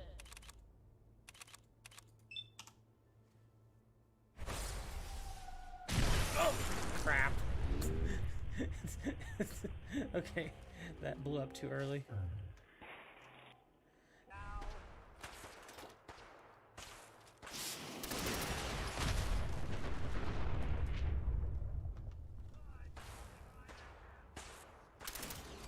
Don't forget to stake out a good spot for the Fizztop Mountain Fireworks Okay, Spectacular. we're getting this invaded evening. again. Show starts promptly There's at so 9 many p.m. of these little bastards.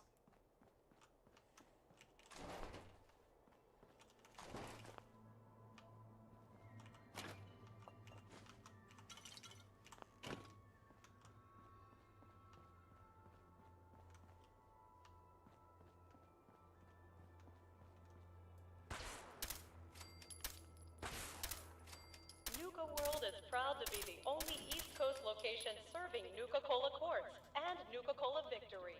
Try one today.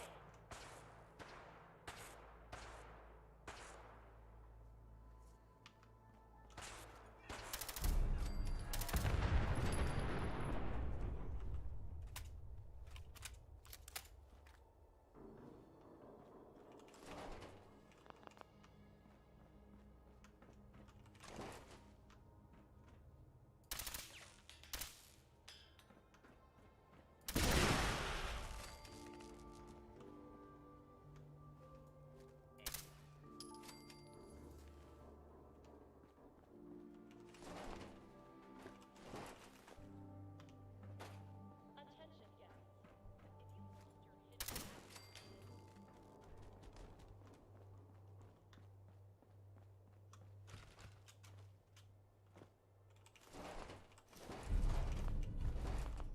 If you lost your hidden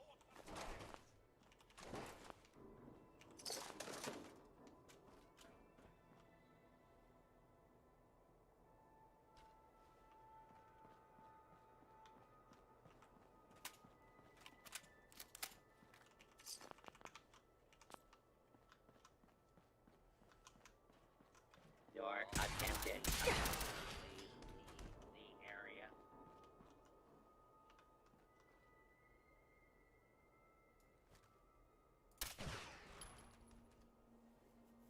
guests. If you're missing an item, stop by our Lost and Found at the main Help gate. defend Oberlin Station. Your Come item on, will be man. returned to you I don't for have a time for nominal that. fee. Why can't they defend themselves? A little busy at the moment.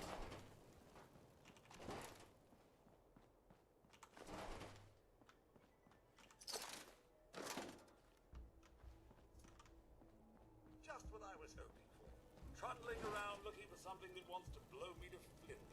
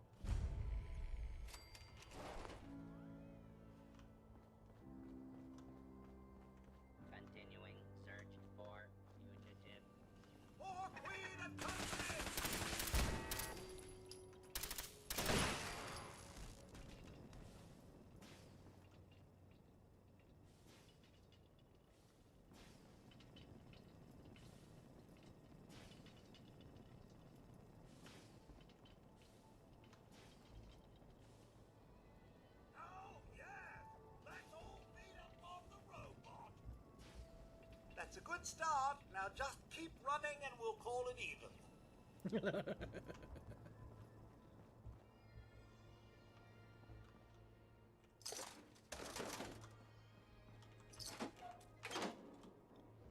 Hell yeah.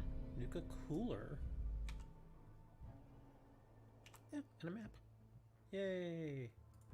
I kinda know where I am. It's done.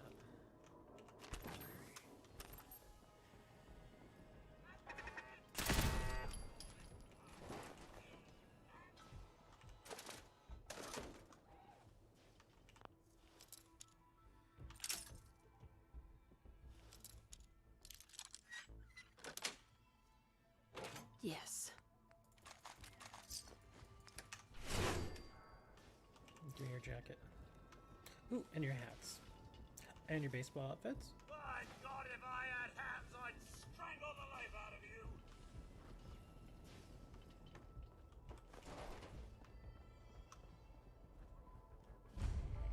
Among the Stars. We're not going in there yet.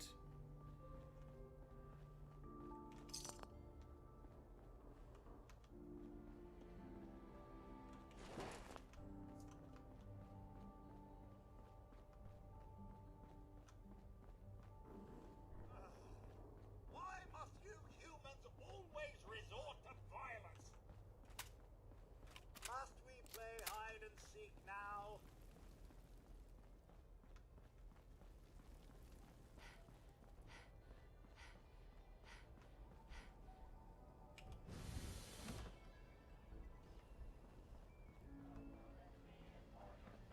Oh, this is writing all the frickin' Star Cores. Oh, Jesus.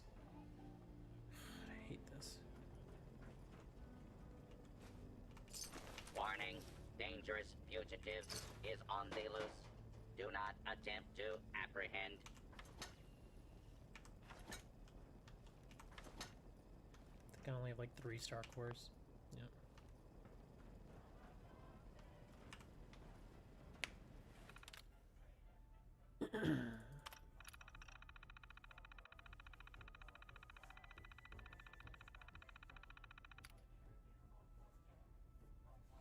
I need 20 Star Cores for basic operation. It tells you where they all are, but they're annoying. I just don't want to grab them. The only reason to even do this is to get that. It's a nice set of armor.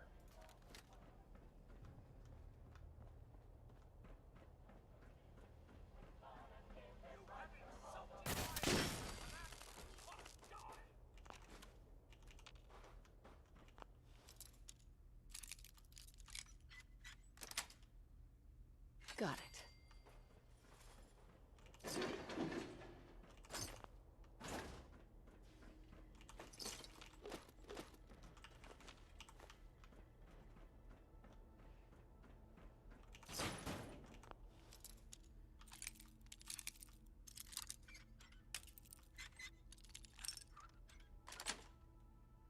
Sweet.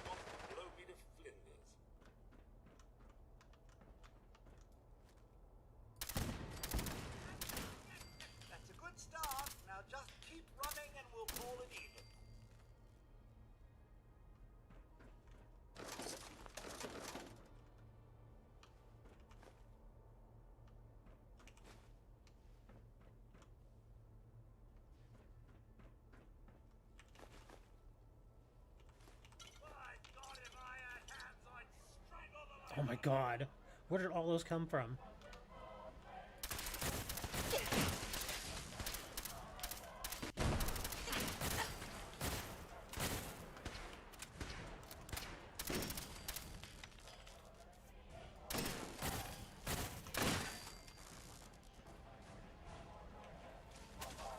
Oh, Jesus.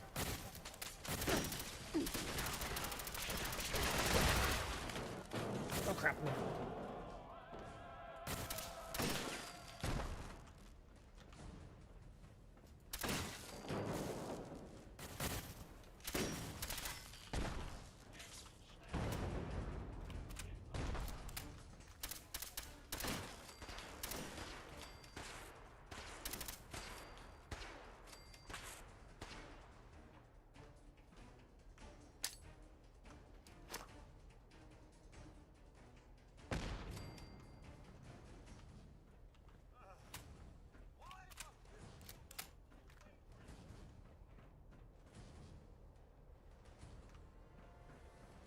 Must we play hide and seek now?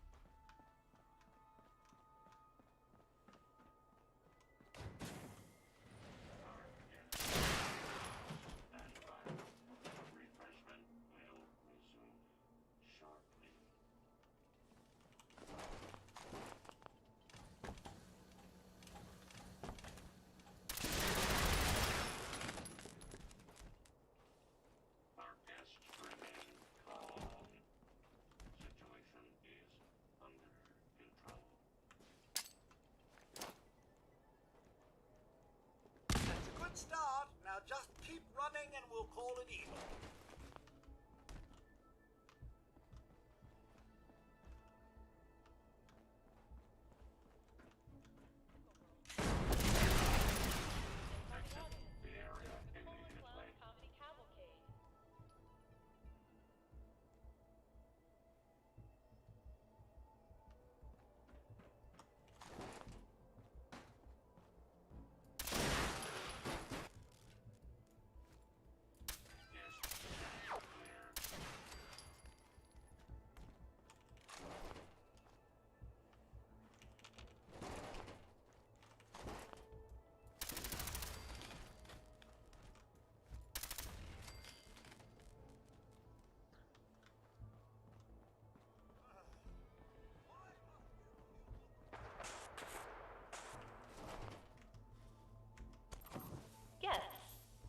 you're missing an item, stop by our Lost and Found at the main gate. Your item will be returned to you for a nominal fee.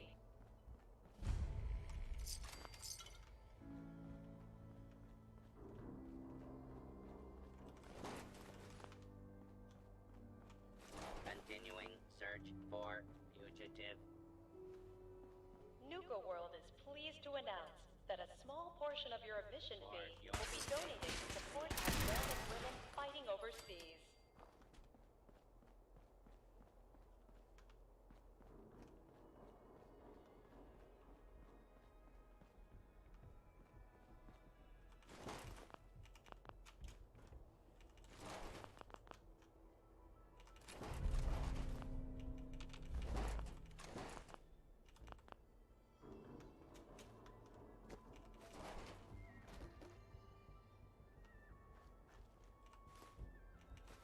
Nuka World is proud to be the only East Coast location serving Nuka-Cola Quartz and Nuka-Cola Victory.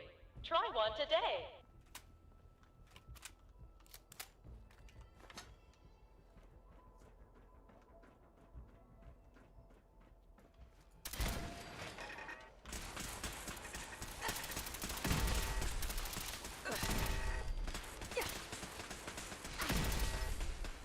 Sickness bags are available for our more sensitive customers at the entrance to the Deadly Carousel.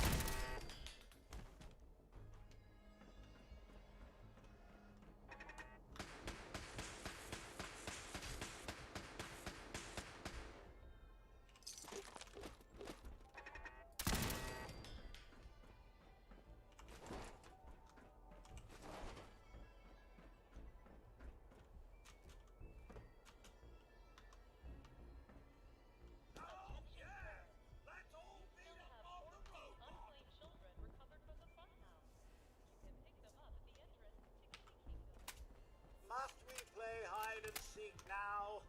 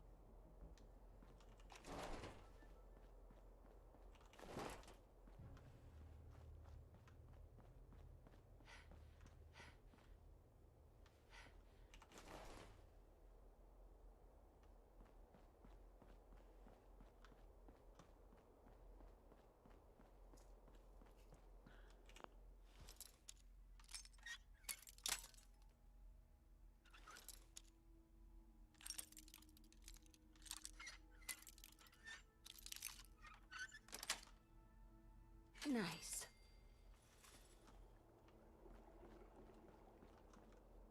Nice.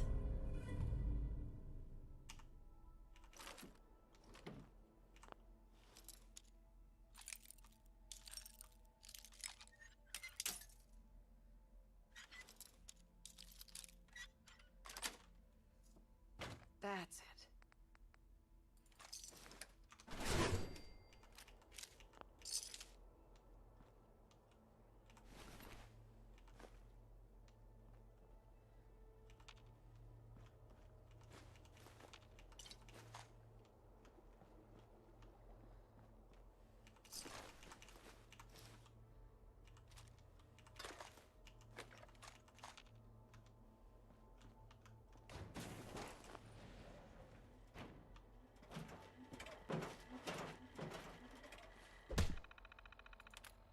Right as it pops me.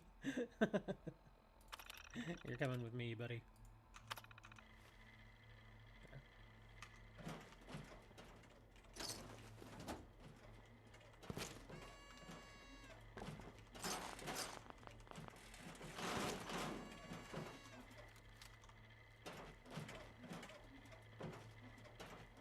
Move, dude.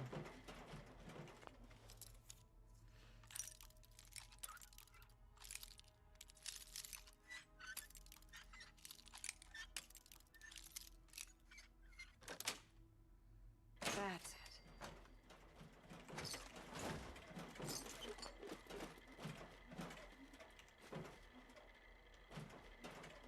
Dude, move.